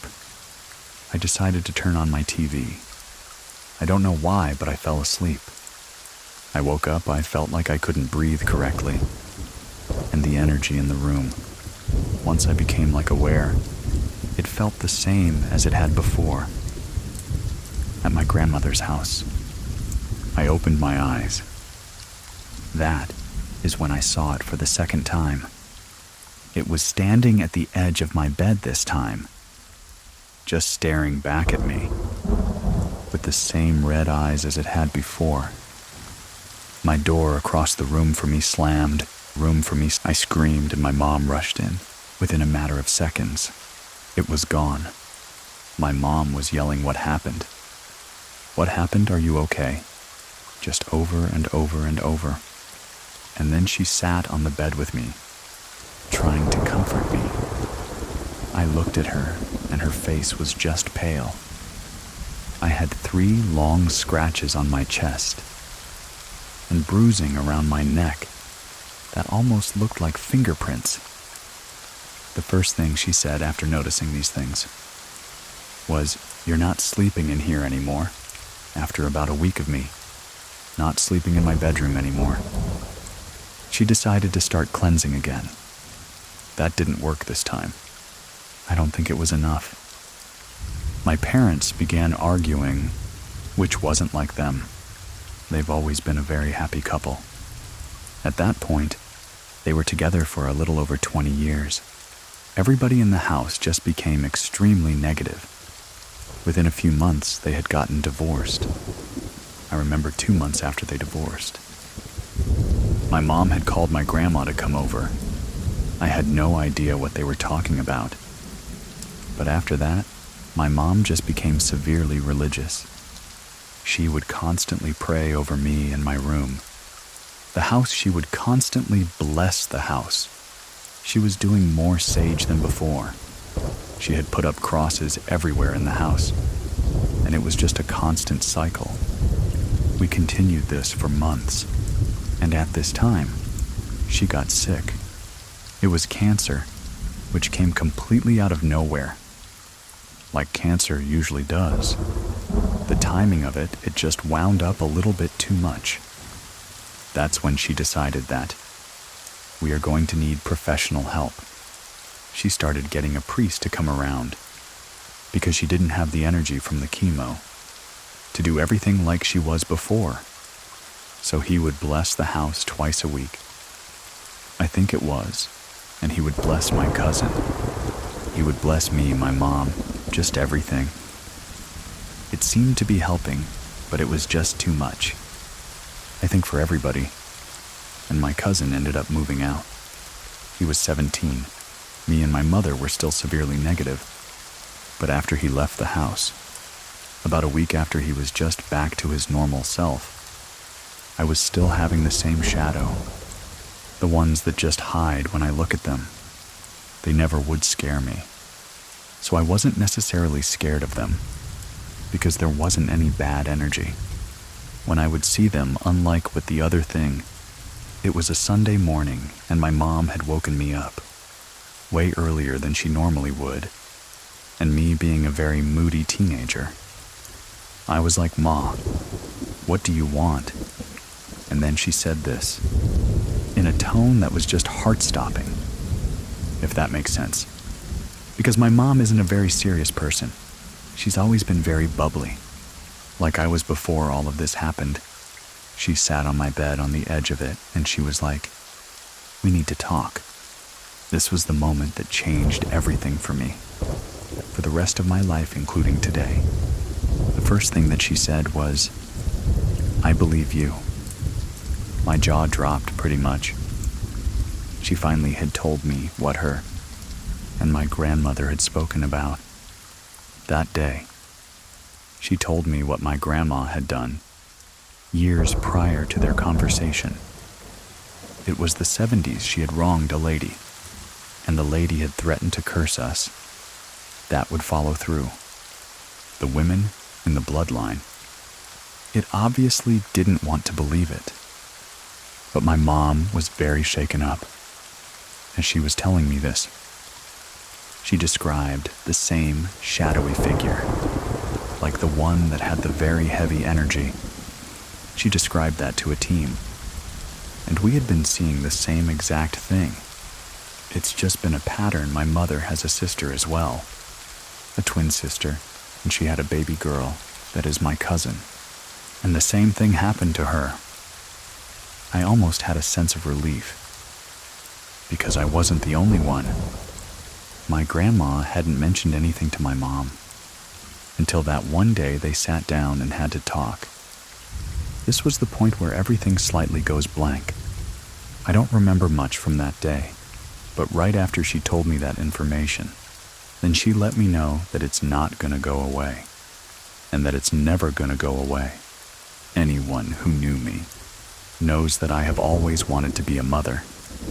So, when my mother told me that I wasn't going to be able to have a baby girl without risking her having the same trauma, and that seeing that same figure as us, to say the least, I was very heartbroken. After I learned that it was bloodline related, I moved out, and I moved into a small house now. I'm now 21, and I am married. I still see that shadowy mass pretty frequently, because I'm not cleansing the house, like my mother and the priest were doing before, to make everything stop. I was going to church, but that was all I could really do. So I have now come to terms with the fact that this is not gonna go away, and I'm still gonna see that same thing, regardless to what I do, considering it's only physically harmed me once. I just don't bother with it. When I see it, I'm obviously terrified, but I feel as though it can't really hurt me anymore, because I'm not letting it. When the first and the last physical attack happened, I was 12, so I feel as though I couldn't really force it not to hurt me. But now that I am older, and I have matured more, it just stands in the corner now.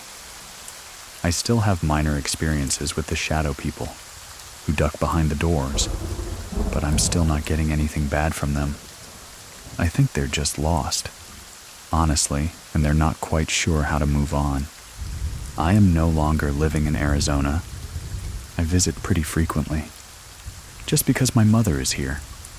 I'm so haunted by this on a daily basis, and I hope that my story would help somebody who's going through something similar that is borderline related, would make them feel less alone. Which is the whole reason why I'm sharing this. You can support the shows and stories by trying out Scary Plus, or dropping some stars for us in the reviews. If you liked it, don't forget to tap follow so you get next week's story. If you want to share a story with the rest of us, head on over to truescarystory.com. Links to everything are in the description of this episode. Thank you very much for listening. Keep it scary, everyone. See you soon.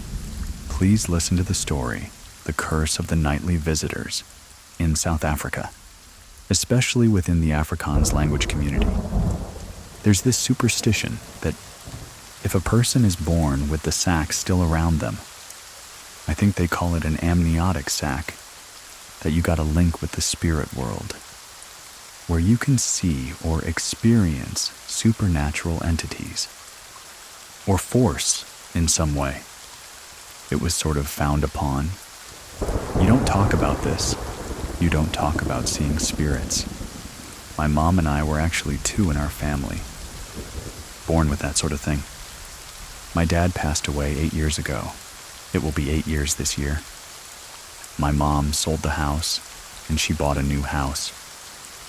What she didn't know at that point was, the lady who owned the house before her, her husband had cancer and passed away in the house. Not every night, but every good once in a while. She's been having what we like to call nightly visitors. The first month or so after my mom moved in, she was sleeping in her bedroom and she heard this loud noise, like there was a printer printing whatever sort of document next to her and someone typing on the keyboard. The first thought my mom had was, "Oh no, there's someone in the house. I'm going to be robbed. Something's going to happen." She turned on the light. She could still hear the noise. It was coming from inside the house. She looked around, and it's a small place, and there was nothing there. She thought, I'm just going to go back to sleep. Maybe it's just me hallucinating. Maybe it's all the stress from the move. She goes back to sleep. She gets woken up at 3 a.m. Same thing. For the next couple of nights. It's the same story over and over again. There's these people typing on a keyboard of a computer. There's a noise of a printer. There's paper being crumpled up. General office noise. My mom got fed up with it, and she said, "What the hell is your problem? Leave me alone. Just be quiet. I want nothing to do with you." And the noise stopped. Then a few nights later, the noise picked up again. She said the same thing, "Leave me alone. I've got nothing to do with you. What is your problem?" And then a few days later, she got a call from someone who was relatively close to the family to say her husband passed away. And my mom first thought, oh, it's a coincidence. Maybe it's stress nightmares. Things like that. This has been going on for a few years now. Every couple of months, she will get a visitor or hear a noise or something. And the first thought is, someone is breaking in. Oh my goodness, what's going to happen? And then she turns on the light. She still hears the noise from inside the house. She even checked in that space between the roof. There was no one there. And then, a few days later, another family friend passed away. Someone she knows. This has been very upsetting to my mom. She was actually in tears because she can't sleep. She doesn't want to be bothered with this. While my dad was still alive, my dad was super strict. Something was either biblical or it wasn't worth it. And she didn't want to talk about it because my dad would basically emotionally break her down if she mentioned something weird like that, and they never had any real experiences. Up until my dad passed away, and it really heightened. When my mom moved into that house that she has now, he was very strict in his religious beliefs. I'm not knocking religion, even though I'm not religious myself. But it's one of those things that you don't touch. It's evil. It's of the devil. You stay away from it. After that, she actually saw a full body figure of my dad. He was standing there in the doorway to the bedroom. And he said, "I'm sorry. It's my fault. You're going to be okay." Sort of that comfort he never gave. Really gave her in life. He's now trying to give her after his passing. It gets to the point where I'm also starting to dream. I've been having dreams about people who passed away, or going to pass away, but I don't know it at the time. And my mom was telling the story, and she said, "You know what? You were born with that thing around you. Maybe you can still see spirits." I dream it, she actually sees, hears and experience it physically. I see faces. I see people that I don't actually really know. I would go to my mom, and my mom said, "Oh, I had one of those noises again." People were coming into my house. They were making noise. I had to tell them to get lost. And I said, "No, I've been having a dream about this. And this person, I don't really know them." "Do you know them?" "I know it's this far-removed relative." And then a few minutes later, my mom gets a call. "Oh, this person passed away." Maybe. It's just stress for me that I'm actually seeing this, or dreaming this. I don't want anything to see something and see people. "Oh, you're gonna die." What happens if it's somebody I really care about? At night, I'm actually almost too scared to go to sleep, because I'm not worried about nightmares. I actually enjoy nightmares, strangely enough, because it gives me good short story ideas. But when I see faces of specific people, I'm just scared. I'm going to see someone I really care about. Someone I love, my wife, my son, my mom, my brother or sister.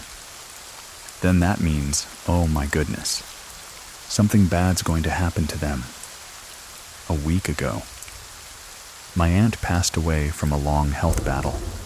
The night before, it was the noisiest she's ever experienced. She actually got up, moved around the house, and she was cussing out whatever was there. She was telling him, "Get the hell out. I want nothing to do with you. Leave me alone. Stop it." Normally, whatever is there would quieten down, and almost sort of that feeling of, "I'm sorry about that, I apologize. I'll leave you alone now." It carried on and on and on, until my mom yelled, so much so that the neighbor actually contacted her and asked her, "Are you okay?" "What's going on? Is someone inside the house?" "This is no. I'm fine, it's just, there's this noise and it's irritating me, and it's got me worried. I thought there was someone inside my house, and then that neighbor went to the other neighbor and asked him, why are you making a noise?" And the neighbor said, "No, I'm not making a noise. I heard a scream, and I'm up too." And then my mom eventually had to admit to them, "Look, this is what happens. I'm seeing, I'm hearing, and it's got me freaked out, because I know my sister is sick." Then that same night, about 3 a.m., I had a dream about my aunt. My aunt and I were never very close. She always used to yell at me, call me names, things like that. But I had a dream about her too, and I thought, oh no, if she hasn't passed away, she's going to pass away, and soon. So about 7:30 that morning, I'm on my way to work and my mom phones. She said my aunt passed away, and I told her I had a dream about her, that she was yelling at me, moaning at me about something that I did as a kid the last couple of times. My dreams and her experiences have actually synced up. I'm normally a very skeptical person, but I'm a skeptic open to the possibility of something. But it actually freaked me out. Now that what I first thought was coincidence, now I'm actually starting to think, okay, maybe there's something to it. And that's what's got me scared. I'm to the point now that I'm actually want to see a psychiatrist, or a doctor, or something that can maybe prescribe medication, that I can sleep but not dream. My mom doesn't even want to come visit my house, because now she's telling me There's something inside my house after I turn off the lights, or even with the lights on. I feel like there's someone actually watching me. I don't know who. I don't know what it could be. I don't know if they're friendly or malevolent in any way. But I just feel like there's something watching me. But I don't know what the intentions are. My mom has a theory about it herself, because she came from a very abusive childhood. Serious abuse. She thinks maybe the way she was born and the life that she had as a child might have made her a conduit or something, that she can actually pick up on these signals because she was very good at sensing when abuse was about to happen or when something bad was about to happen. She has a very, very good gut feeling.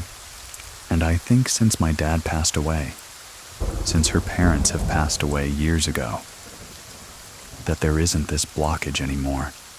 And now everything is coming to her tenfold. Lately, my mom hasn't had any visitors or noises, but she still has that fear in her, that if she hears something, oh my goodness, who's going to be next? Luckily, my son wasn't born with that. My sister and my brother weren't born with that. So it seems like my mom and I are the only two people in our family who actually sees or experiences these things. It's not fun. This is something I want no part of.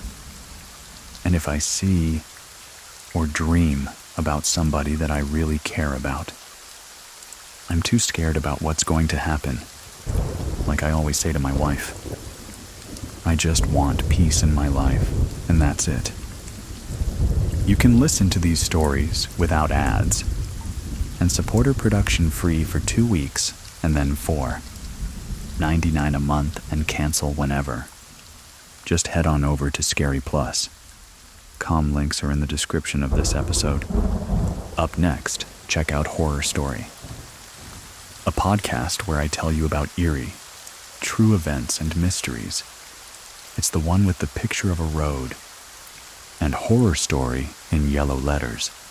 And if you have a story that you want to share with us, head on over to truescarystory.com. Thank you very much for listening. Keep it scary, everyone. See you soon. Please listen to the story, A Journey of Faith and Fear. I met my wife in 2004. We were married in December 2005. When me and my wife first got married, she was pursuing a career in the medical field. My mom also works in the healthcare industry at an assisted living facility in the town that we live in. She had told my wife, she said, hey, there is a lady that needs 24-hour care, but her family doesn't want to put her in a nursing home. They have went out and purchased her a house. They've added on a handicap accessible area, and the rest of the house would be yours. The only room that you would share would be the kitchen. You would need to cook for. Everything's paid for utilities. They're looking for people to move in and take care of her. Would you guys be interested in doing that? We thought about it. We're like, maybe that's a good thing. We could save a little money. And we agreed. We ended up moving out of our apartment. In January of 2007, moved in with this lady. This is where things started to change for us.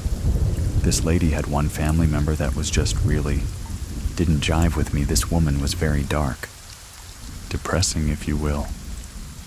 She's never seemed to have anything good to say. Never had a smile on her face. She was never really a happy person. It was really sad, but we dealt with her. And the thing that this elderly lady that we took care of, she was legally blind. She was in a hover-round, basically. That's how she was able to get around. She'd get out of her chair and get to a mobility chair, go to the bathroom. We would just be nearby in case she needed this. She couldn't really watch TV. She would listen to it. She really liked A&E. She would watch the whole entire block of programming every night. There was a show that started. It's called Paranormal State. It was about these college students. They would go to these houses where they felt like there was supernatural activities happening there. That's really, I think, who started experimenting. Things start coming. One night, me and my wife had left Wednesday night Bible class. We come home, we were in our part of the house, which was 3-bedroom to the living room. A 1 full bathroom with a double vanity, and then a half bath that had a stand-up shower toilet. So we're in the master bathroom, standing in front of the vanity, brushing my teeth, getting ready for bed. My wife said it got really cold. All of a sudden I said, yeah, I did. I don't like it. There's something in this house. Let's go to the living room. Let's pray. I turn on the living room light. Me and my wife both got down in the couch, on our knees, and start praying. We're rebuking the devil. I just remember stopping. I was listening to my wife. She was crying, face buried in the pillow. All of a sudden, I heard the loudest, blood-curdling scream I've ever heard in my life. I still hear it in my mind. Then there was a peace that I can't even describe that entered that room. I told my wife, I said, babe, it's gone. We went to bed, both slept like babies. That next Friday we had service. We had church. I stood up and I testified about it. What I didn't know was that night, this thing had left our house and went across the street. We had went to church with folks across the street. This man's name is Matt. Matt had heard my testimony Friday at church. He actually came over to my house. He told me that morning. He said I woke up out of a dead sleep. I thought somebody broke into my house. I went straight through the house, checked on the kids, they were fine. And he said something began to speak to me. After that had happened, we went on just business as usual. We just lived our life. We've went several years without anything happening, until I was at a funeral. A good, close family friend of mine lost his sister in a head-on collision. She died instantly. We were at the funeral home. There were 3 people that showed up, and they were witches. They looked at me almost like telepathically. Something spoke and said, "There's 3 of us." It made the hair stand up on the back of my neck, and I just looked dead at these people. And I was just like, in Jesus' name. They never said anything to me. It was just a very wild experience. And I've never had anything like that happen since. We ended up moving it, just didn't end up working out. Taking care of that lady. We didn't have really any freedoms. We were young, and we ended up moving it into my grandma's house in Ike-Benon. Everything was good. We didn't have any issues. Me and my wife were trying for children, and we'd end up spending thousands and thousands of dollars of fertility drug, fertilization and all that stuff. And we were just like, okay, whatever, we'll just adopt. This man is an older gentleman out of Atlanta. Georgia Preach, just a really amazing message. All about faith and healing. He was closing and said, if you believe that God's able to touch, and can you just come up here and let me pray for you right now?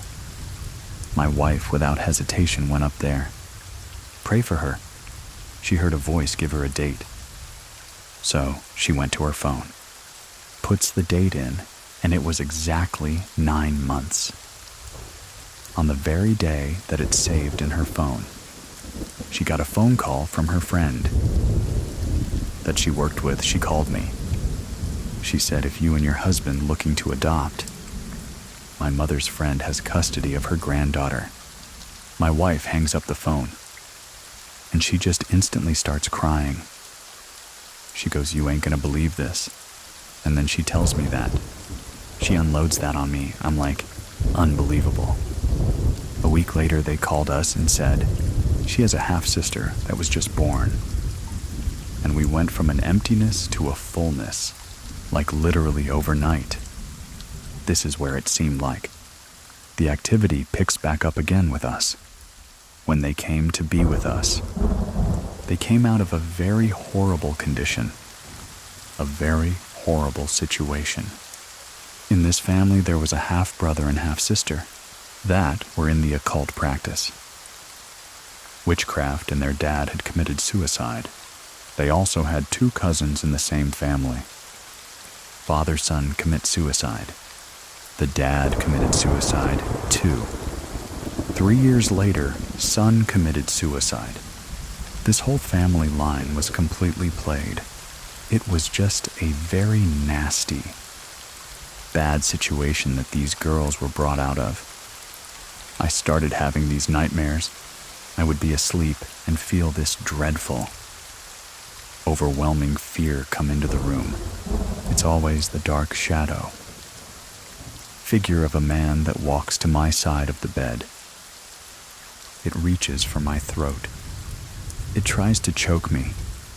I am fighting with everything I got, just to say the name of Jesus. It takes every ounce of strength. Once I get the name out, then the hands receive. And I just keep saying it until I wake up. And I'll wake up in a full flesh fight mode. It started after we adopted our girls. And then I started traveling all over the United States, in Iquiben on Alta. I was working my first job out of town in Bradenton, Pennsylvania. I was staying at the Holiday Inn Express, right there on the river. I was sharing a room with a guy that worked night shift. But he wasn't there. I was turning in for the night. I got that overwhelming feeling of dread and terror come over me again. I watched this black figure of a man come through the door and get real close and start to grab my neck, start to squeeze. Again, the fight is on to get the name of Jesus out of my mouth. I have probably had one of these episodes from probably 2014 too. I think the last one I had was probably a few weeks ago. Pretty brutal. Me and my wife and my daughters were coming home. Who just turned down our road? There's a greenhouse on this country road, and there's a street light. On the opposite side of the greenhouse, there's a home. We had just turned at the light and started down our road when I seen this 10 or 11-year-old girl on a Razor scooter widening right across the road. My daughters were like, "Dad, what is that?" The face is a pale. Dick looked like death. A dead face, pale, sunken, hollow eyes. It was wearing a jacket with fur around the face, staring right at us, and went right across the road and vanished into thin air. I stopped right in the middle of the street. The light actually dimmed as this thing crossed the road. I backed up, turned my brights on, shined them, because I was like, where did that kid go? There was nobody around. My wife said, just go to the house. It just makes you think, where do these things go? If you don't have the power to get rid of them, they just what? Do they just take up shop at your house? Do they just mess with you? Move. Moving on around August of 2021, my wife came to me and she said, "Hey, you ain't gonna believe this." I said what she said, "I'm pregnant." We've been married, this is year 19 for us. I was excited and I couldn't believe it. I grew this house. I'm like, we gotta pass. We gotta buy a house. We ended up finding perfect house. right there in the middle between church and work. It's perfect. She had moved in April 2022, ate her first meal April 4th, 2022, down the road from us, the trailer park. And there's a lot of bad activity that happens. This trailer park, a lot of drug use. A lot of meth cops are coming and going. My middle daughter, being the social butterfly that she is, she made friends with a girl that lived in the same apartment. She said I want her to stay the night. I like to take her to Sunday school. I said I work, that's fine with me. I don't care. This little girl comes over and we feed her a good meal. We're getting ready for bed. On a matter of fact, I'm in bed. These girls come running down the hallway, down to my room, busting my door like, yeah. He saw something.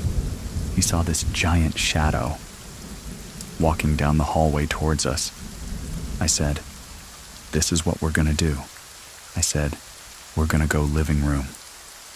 We're gonna pray, we're gonna get rid of this thing. This little girl's looking at me. She said, I've seen this before. It's at my house. It changes colors. I looked at her. I said, honey. I said, I want to tell you something. I said, you didn't do anything wrong. You're gonna pray about it. I'm gonna help you. She's crying. He started praying. I felt that heaviness lift. I told him, I said, we're good. Y'all go to sleep. We'll see you in the morning. With the rampant drug use in this adjacent neighborhood, I believe that there's residual spirits that are out. I was sitting in my living room one night, minding my own business. But out of the corner of my eye, I seen something manifest in my kitchen. It was just a brief second. I was looking right into my kitchen. It went floating by, and it was another dead face that had just this ugly face. No eyes, just this ugly, dead-looking corpse on the face. And I've seen that twice. It's probably the start of this year. I was going to bed, and I got a big guard dog. He always lays next to my bed. He just starts growling, and I hear this. Right in my doorway in my closet. Am I really hearing this? I thought about David, and when David slew Goliath in the Bible, and I was like, you know what? I'm not going to fear whatever this is, because I got something greater. I just fell asleep, I just went to bed, and that was that. But I will tell you, there are good times that I've got up in the middle of the night, thinking my Lord and my will. One of my dogs have an accident in the house. I'll smell putrid, like absolute putrid smells, like what in the world? Like just pure death. I'll go look around, there wouldn't be nothing there. And I'm like, okay, I know what this is. Every time I'm just getting out of a prayer. That's why. I guess really why I wanted to share my story. Because I've experienced this in High Amsterdam. And this is what I've experienced. Me, personally, I just believe it comes with the territory. It comes with what I'm doing. You can share your story with us by going to truescarystory.com and filling out the form. We're building a great community here, so thank you so much for your messages and reviews. You can support us and get the episodes without ads by trying out Scary, plus links to everything are in the description of this episode. Thank you very much for listening. Keep it scary, everyone. See you soon. Please listen to the story, Voices in the Night. I was living with my mom and stepdad at the time. In their house, me and my mom. We were going through a period where we were kind of just lost with our religion. In spirituality, we had always been spiritual. But at this time, we both just felt a disconnect from everything. That's when everything started to manifest. The first incident was with one of my friend, We were on the porch one night, talking about how the summer had started, how we had just graduated. All of a sudden, we hear someone walking out the front door. So we look up. We see my mom. We assume she's taking out the garbage, or doing something in the garden or something like that. We go back to talking, and not even a minute later, we hear the front door open again. We see my mom. We were looking at each other in disbelief. She asked, "What's wrong?" We almost scream at her like, "How did you get out here so fast?" What happened? She kept denying and be like, "No, I was not out here. I was inside. I was in the kitchen. We just ignored it. Maybe it was just our eyes, or our minds playing a trick on us." 4 days later, my friend was over again. This time, we were in my room. I was on my phone, not really paying attention, but I was listening to what she was saying. All of a sudden, she went silent. I look up quickly. She has this mortified look on her face. I ask her what's wrong. What happened? She's sitting on the foot of the bed, looking at the edge, and she won't say anything. I finally look to see where she's looking at. I see a dent. Someone was putting pressure on the bed, or sitting on the bed. I was confused. 2 weird things have happened this week. That night, everyone had gone to sleep. My friend had left. It was probably around 1:32. I was thirsty, so I went downstairs to go fill up my water bottle. It was in my bedroom, the bathroom, and the bathroom was facing the bottom of the stairs. I walked 2 steps to the stairs. I'm about to walk down. I see this lady at the bottom of the stairs. She's 6 foot, maybe even taller. She took up most of the wall. She had dark hair, and she had this white dress. It had frills at the bottom and a short sleeve. I ran back into my room, closed the door. The next morning, I bring it up to my mom, and I tell her, "There's something going on in our house. I don't know what's going on." She brushes it off. She's like, "No, it's just our ancestors, don't worry. You'll be fine." In my gut, I knew that wasn't the situation. A few days later, after my mom and I talk about this, and she brushes me off, it's maybe 2:30, closer to 3 this time. I'm downstairs in the kitchen. Our kitchen was attached to a hallway, that LED to the front door. I was in the kitchen, and something was just telling me to look behind me. I look, and I see the woman from a couple nights ago. I turn away, quickly, look back, and she's gone. I was cooking something, and I left it all on the stove. I ran upstairs. I was terrified. The next morning, my mom's like, "What happened? You left everything downstairs. Something's going on." And I'm like, "I told you, something's in the house." She says if something was here, I would be able to see it, or I'd be able to feel it. There's nothing here, trust me. It's just one of our ancestors. They're protecting us. I know it's something else, but she won't listen, so I try and forget about it again. One night, it was 3 a.m. I heard someone walking past my room. My parents, they're both not the type of people who would leave their room at night. They'd only really go to the bathroom. They wouldn't go downstairs for water or anything. Something just told me to go check on what it was. So I walk out my room. I see my mom walking down the stairs. In a quiet voice, I start saying, "Mom." I call her name 5 or 6 times as I'm doing that. I'm walking down the stairs trying to get closer to her when I am 1 step away from her, about to touch her. She turns around. I see her eyes. That's not my mom. The eyes were sunken in. You could tell it had no soul. I sprint up the stairs back to my room. I don't sleep the rest of the night. The next morning, I'm so spooked. I finally tell my mom you may not believe me. But something is in this house. We need to do something. She's like, we can go see someone. They'll talk to us. My stepdad. He was friends with this man who was a babalawo, a priest of this religion called Aruba. We go to this man's house. He starts to do the consultation. My mom starts screaming and crying, wailing, screaming at the top of her lungs. I look beside her. She's pale. She's screaming. Her hair is in front of her face. I don't know what's going on. I leave the room. I can hear her screaming from outside. 15 minutes later, she finally stops the babble out, tells me to come back in the room.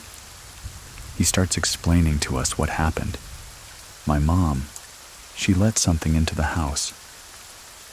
This spirit, she was a woman who had committed suicide. She was depressed after losing her child in the house. He starts to ask my mom, can you think of something that you may have gotten, like from a thrift store, something that may have history? She remembers that she was cleaning the basement, and something was drawing her to the back corner. There was this desk, was really heavy behind it. There was this door. In it, there was a bunch of heirlooms from the original owners, and their family, all their stuff was in this cubby. When my mom went in that room, she found this lamp or vase kind of thing. She took it out, and she put it in our living room. The Babalao, he realized, that lamp is what brought this woman to our house. As soon as that lamp came in our house, all these things started happening. My mom's energy completely changed. She went from being so energized to always wanting to sleep and always being so tired and so negative. She wasn't sleeping either. She was staying up until 3:30 every morning. Even my stepdad thought she was acting weird. He said that her personality had completely changed.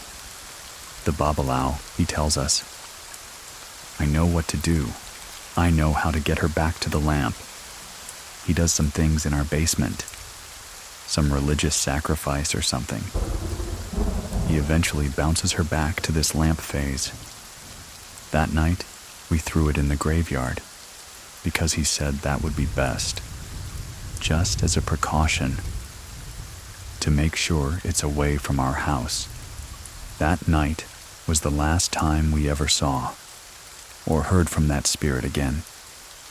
And it wasn't the only time. My mom had invited something in never on purpose, in a house before this house.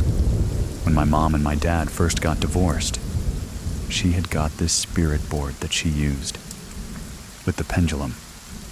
First, she started talking to people who she thought was her spiritual guides, guardian angels. They were telling her things she wanted to hear. We'll be here to protect you. You'll have more luck and love. We'll make sure to protect your daughter. Your daughter's going somewhere in the future. My mom, she was obsessed with it. Every day she was doing it. Over time, the messages just started getting super negative. One day, they told her, we're gonna kill you. We're gonna burn the house down. We're gonna kill your daughter. We're gonna burn her in her sleep. At this time, my mom and I, we were getting into accidents. I was hit by a car. She had almost been hit by multiple cars. Dogs were attacking her out of nowhere. One time, our neighbor's dog, he was on a leash attached to the porch, and he just ripped out of it, and he ran across the street, jumped on her, and attacked her. Multiple dogs were doing that at the time, and we didn't really know what was going on. All we knew was that my mom was getting these messages, and it was dangerous. She decided to go back to Portugal, where she's from, to get advice from her family. She went to a medium there. She looked in her eyes, and she said, "Where is your soul?" Your soul is at the back of you. Your soul's supposed to be in front of you. It's at the back of you. There's so much darkness around you. It's going to harm you and my mom at this point. She goes to see another person, just to make sure. To validate, the lady says the same thing. There's so much darkness around you. What did you do? Did someone do something to you? My mom finally comes back. We move in with one of my friends and his dad. My mom just had to get me out of that house. She was terrified that something bad was going to happen. During all this period, too, I was having bad dreams. I was seeing dreams with blood on the wall. I had started having suicidal thoughts, and I was 10 at the time. So I wasn't even thinking of any of that at that age. And I just suddenly started having these thoughts. When my mom and I moved to my friend's house, start using the spirit board again. His wife had died. She had also committed suicide when she was using the spirit board. The wife was telling her, like, if you don't get out of my house, I'm gonna burn the house down. At this point, my mom's like, we have nowhere to go, we have to move. We move in with my now stepdad for a few days. We're looking for a place. And my mom goes to the last medium she goes to before we move out. They tell her, you have opened a portal. You using that spirit board opened a portal. And you let something in that's trying to harm you. And my mom realized that she had messed up. That week we packed our bags, moved to a new house. My mom kept in touch with the lady who lived upstairs, who was our landlord, the man who lived there after us. He lived there for maybe 2 weeks, and he apparently went crazy, packed his bags and left. Even the lady had to move out. No one could live there after that. My mom had let something in, but it had attached itself to the place after. She has completely stopped doing that. The religion we are in now doesn't really focus on that. We don't really talk to spirits in that way. She hasn't done anything like that for the past couple of years. Thankfully, everything's calmed down. If you have a scary story that you want to share, head on over to True Scary Story. Come and fill out the form. And if you want to support the show and listen completely ad-free, head on over to Scary Plus. Come or check out the Scary Plus links in your app.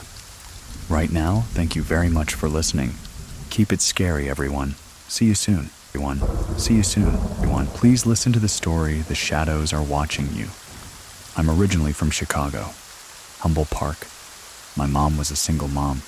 We lived with my grandfather. We would move around a lot. They didn't have the best relationship.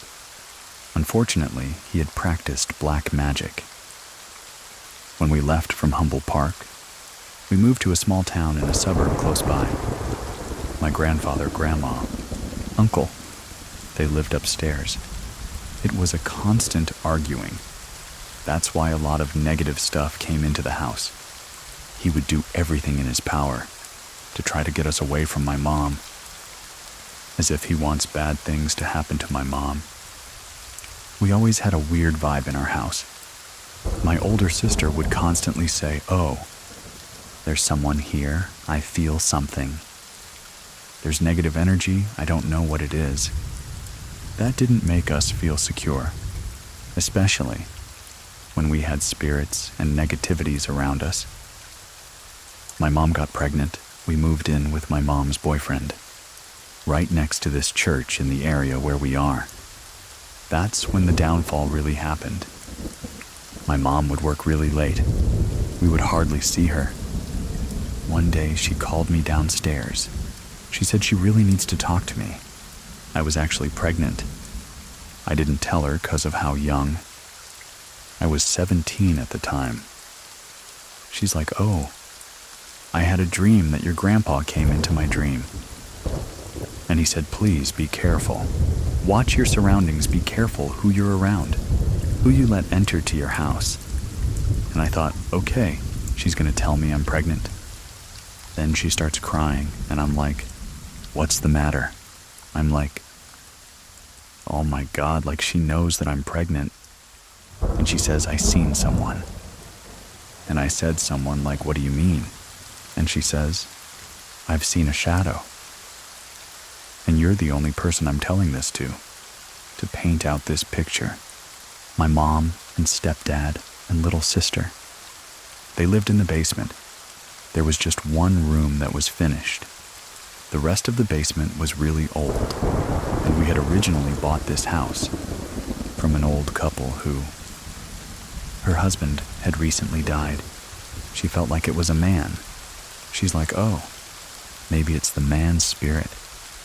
He's here, but why does it feel so evil?"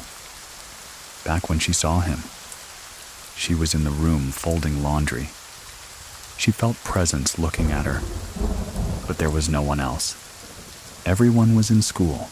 My stepdad was at work, and my little sister was like 3 months, 4 months old when she felt his presence. She turned over to look at the first door, where the entrance is to the basement. She sees the man in black shadow. She screams and asks, "Who are you? What do you want?" Immediately picks up my little sister, because at first, she said she thought someone had entered the house. Out of nowhere, the man leaves. My mom was like, "Did I imagine this? Am I seeing something? Am I tired?" She stayed in the basement for like an hour. She went upstairs. She checked the dining room, kitchen, bathroom, everywhere. She didn't see anything. This was months later. It was pretty early. 7:38 in the morning, I walked downstairs, lay down, drifted back to sleep. Like I said, it was pretty early. It's really hard for me to wake up. I'm a very deep sleeper. Something heavy was in the presence of the room that I was in. I felt someone was watching me. I look up, and there Black Otto is. People ask me, how does he look? What is he wearing? It's literally nothing. It's just black in the shadow. I was so tired, I just went back to sleep. In 2017, we moved to a bigger house, a couple towns down to fit the entire family. My dog, he would constantly, bark at the walls or bark at the window. For some reason, my son, every single night, he would cry. He would wake up, cry. We would put him on our bed, and we would find him at the bottom of the bed or on the floor. I was slowly starting to think, maybe it's the presence of my mom. When my sister was a couple months, my sister was diagnosed with a tumor in her eye. None of us has any genetics of having tumors or cancers, or anything like in that nature. My mom was confused. Oh, why did this happen to my child? My mom went to a tarot, or we call them like a white witch, the good kind, not the evil kind, and they had told her, there is someone who is wishing bad upon you, your daughter, and my stepdad.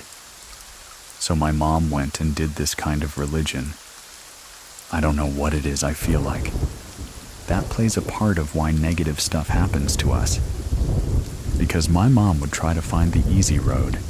If it didn't work, go to the another religion. I feel like my mom was allowing different spirits to come into our home.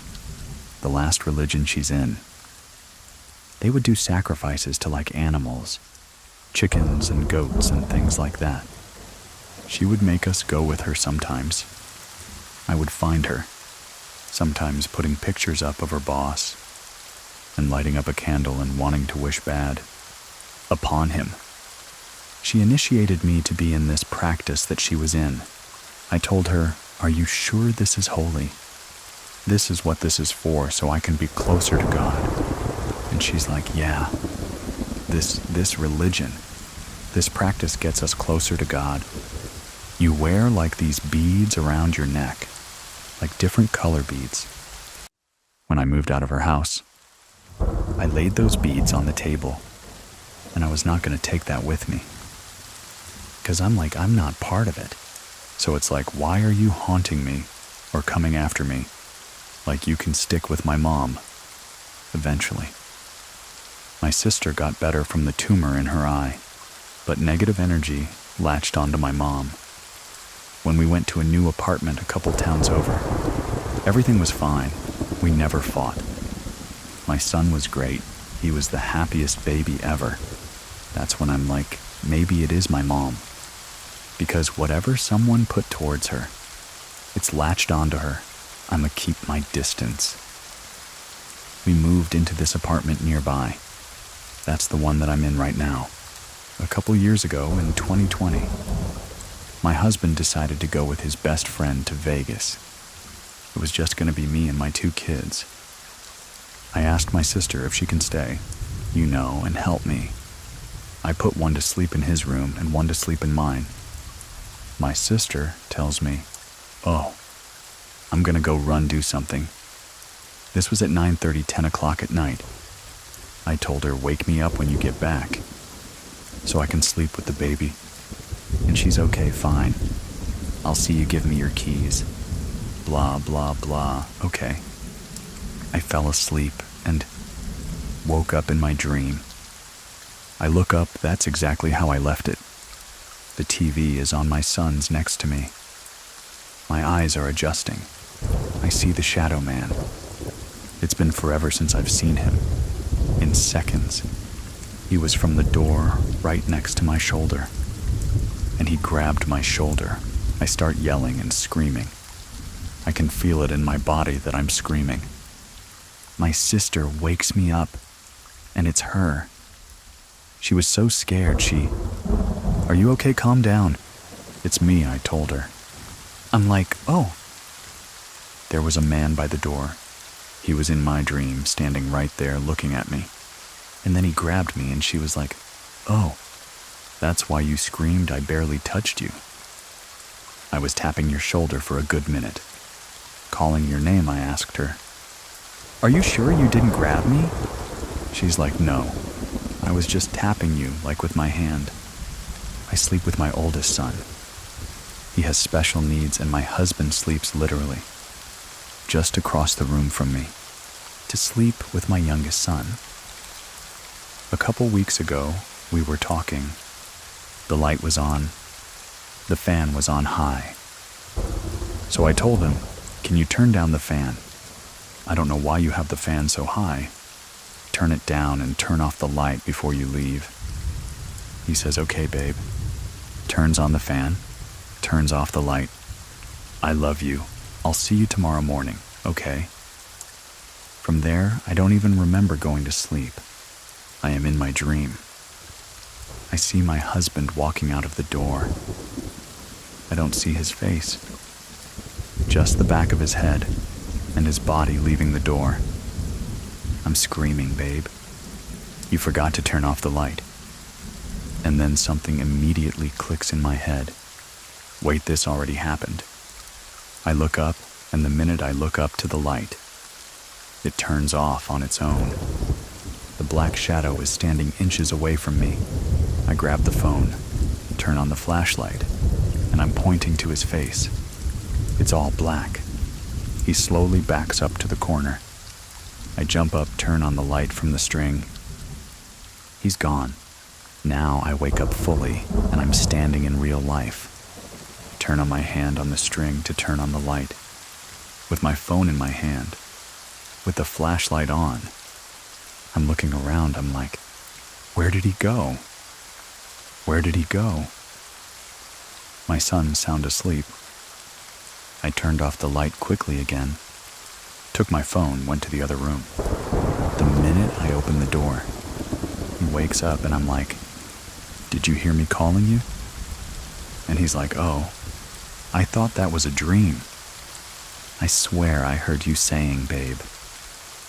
But I felt like I was dreaming because I was falling asleep." So I told my mother-in-law the next day.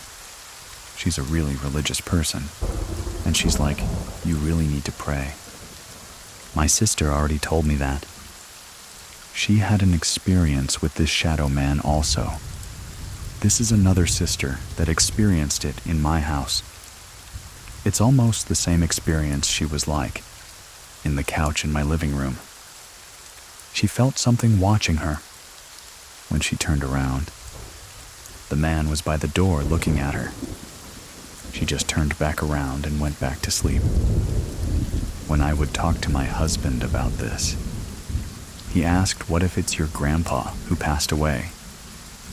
I considered him as a father. It can't be him, because if it was him, why would my grandpa hide his face? What does he want? I want to see who this is. Why does this person keep bothering us? It doesn't hurt us. It just watches us. That's the disturbing part. Why are you watching us? Like what? What are you trying to gain from watching us? I hope he doesn't bother my kids. I wouldn't want my kids to go through that and be scared. They do have their moments where they're like, why? I don't want to go to the living room unless you turn on the light. My oldest son, if I get up to use the bathroom, or if I get up to get ready, he runs to my side like he cannot stay by himself. He'll run to the next room to be with my son, my other son, because he would not be by himself.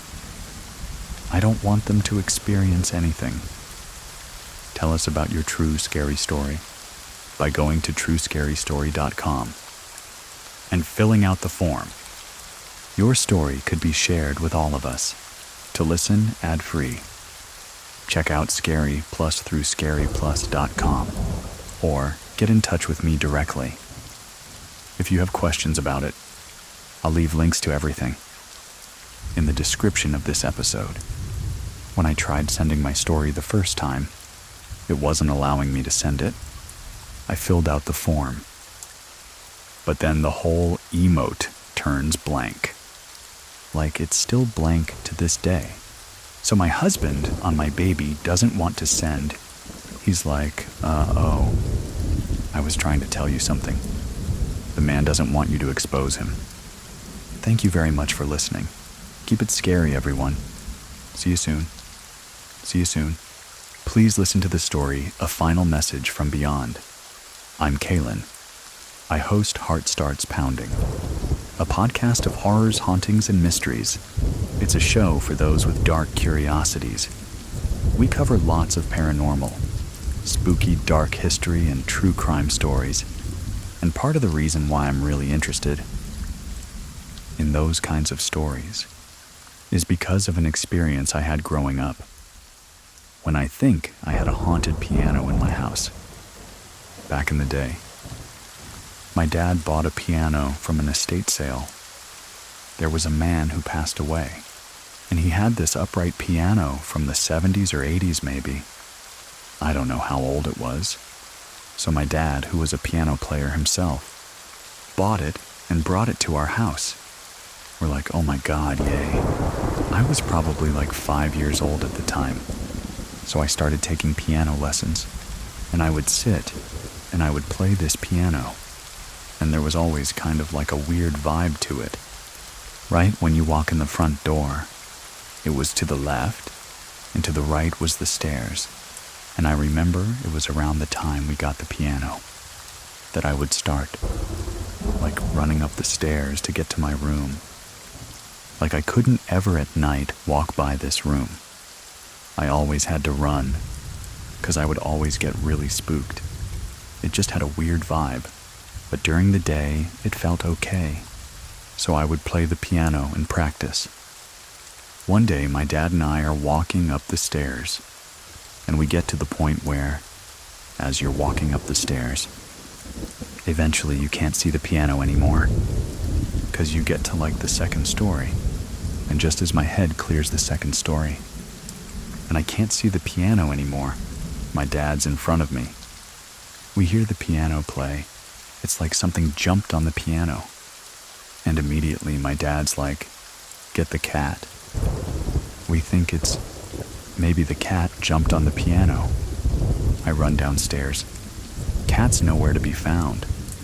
I'm like, Dad, I don't think the cat's down here.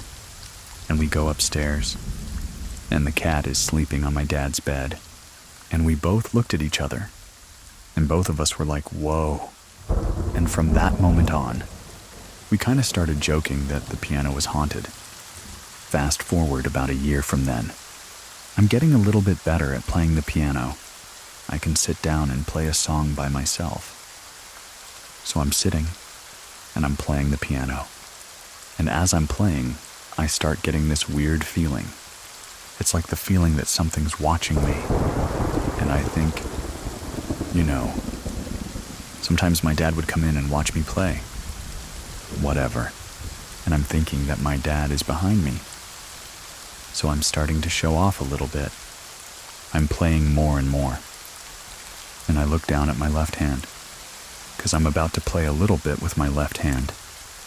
And at the bottom of the piano, the lower register, the 3 lowest notes, all pressed down together, as if a hand was on the piano pressing them. But nothing else was touching the piano. Just the 3 lowest notes all pressed down together. They make the noise, and then they come up, and I bolted out of the room. It was the strangest thing I'd ever seen in my life.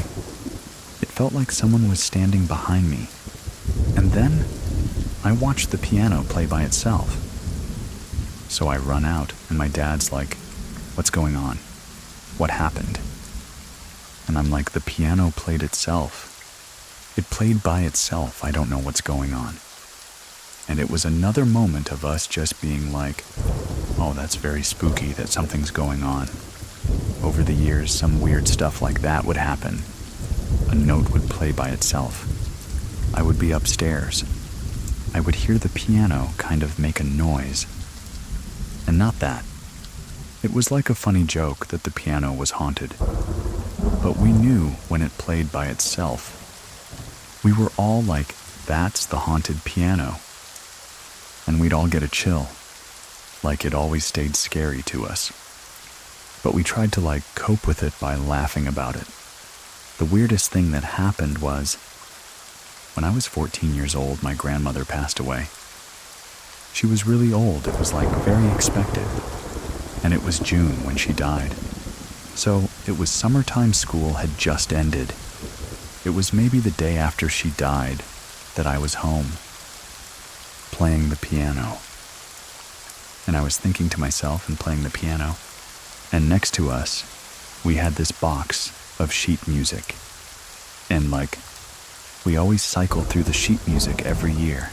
So Christmas music comes out during Christmas. But on off season, it's at the bottom of the box. It's so far away from me to be able to pick up, which is important to the story. But I'm playing the piano, and all of a sudden behind me as I'm playing, and I'm thinking about my grandma, and I'm really sad. I start hearing something kind of whooshing through the air behind me, as if a piece of paper is kind of gently falling behind me, and then I hear paper kind of grazed the wood floor behind me. And I turn around, and there's a piece of sheet music that looks like it's been ripped out of a book. And that is a huge faux pas in my house. You do not rip sheet music out of a book. You open the book and you fold it. Or you find something to hold the pages open. But every book has to remain intact. So I turn around and I'm like, none of us ripped a piece of sheet music out of a book. And it was just one page by itself. And I pick it up, and it's Away in a Manger, the Christmas song. And I just get this really weird feeling why is one piece of sheet music, which is way packed away at this point of the year, ripped out of a book this? It just did not feel like us. But I end it something came over me that was you need to play this song right now. This sheet music just came out of nowhere. So I put it on the piano, and I start playing it, and I hear my dad running through the house, barreling towards the room I'm in. And he has tears in his eyes, and he's like, "Why are you playing away in a manger?"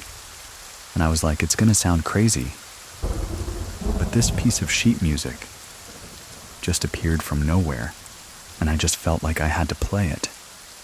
And he was like, "Growing up, that was your grandmother's favorite Christmas song." And both of us just started crying. It was like we didn't even have to say it. But in that moment, we were like, she wanted me to play that song one more time. And I don't know if the piano was some sort of conduit, a portal of some sort. Maybe. I don't know. I'm not a scientist, I don't know if it just had some sort of connection where she was able to make that last request through the piano, specifically. But after that, nothing weird ever happened with the piano again. That was the last thing. So, we have Kaylin here with us from Heart Starts Pounding. Thank you so much for sharing your story with us. I do have a few questions about it. Do you know where the piano came from and all of that? I don't know exactly who it was or the house. I just know, and I asked my dad later on, exactly where he got it from and all. He knows is that a guy passed away, had the piano, and he went and bought it for cheap. And you always hear something about the haunted piano, like in some classic stories, but never heard one, on the show. I know, yeah. It is kind of like a haunted house kind of trope. But no, it really was for us a very real thing. Wow.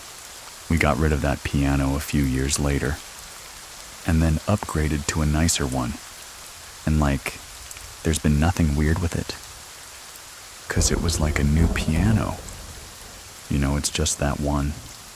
When all this stuff was happening, did you ever talk with anybody else in the house about it? Just my dad. I mean, my dad was the only other person that played the piano, so we were really the only two interacting with it.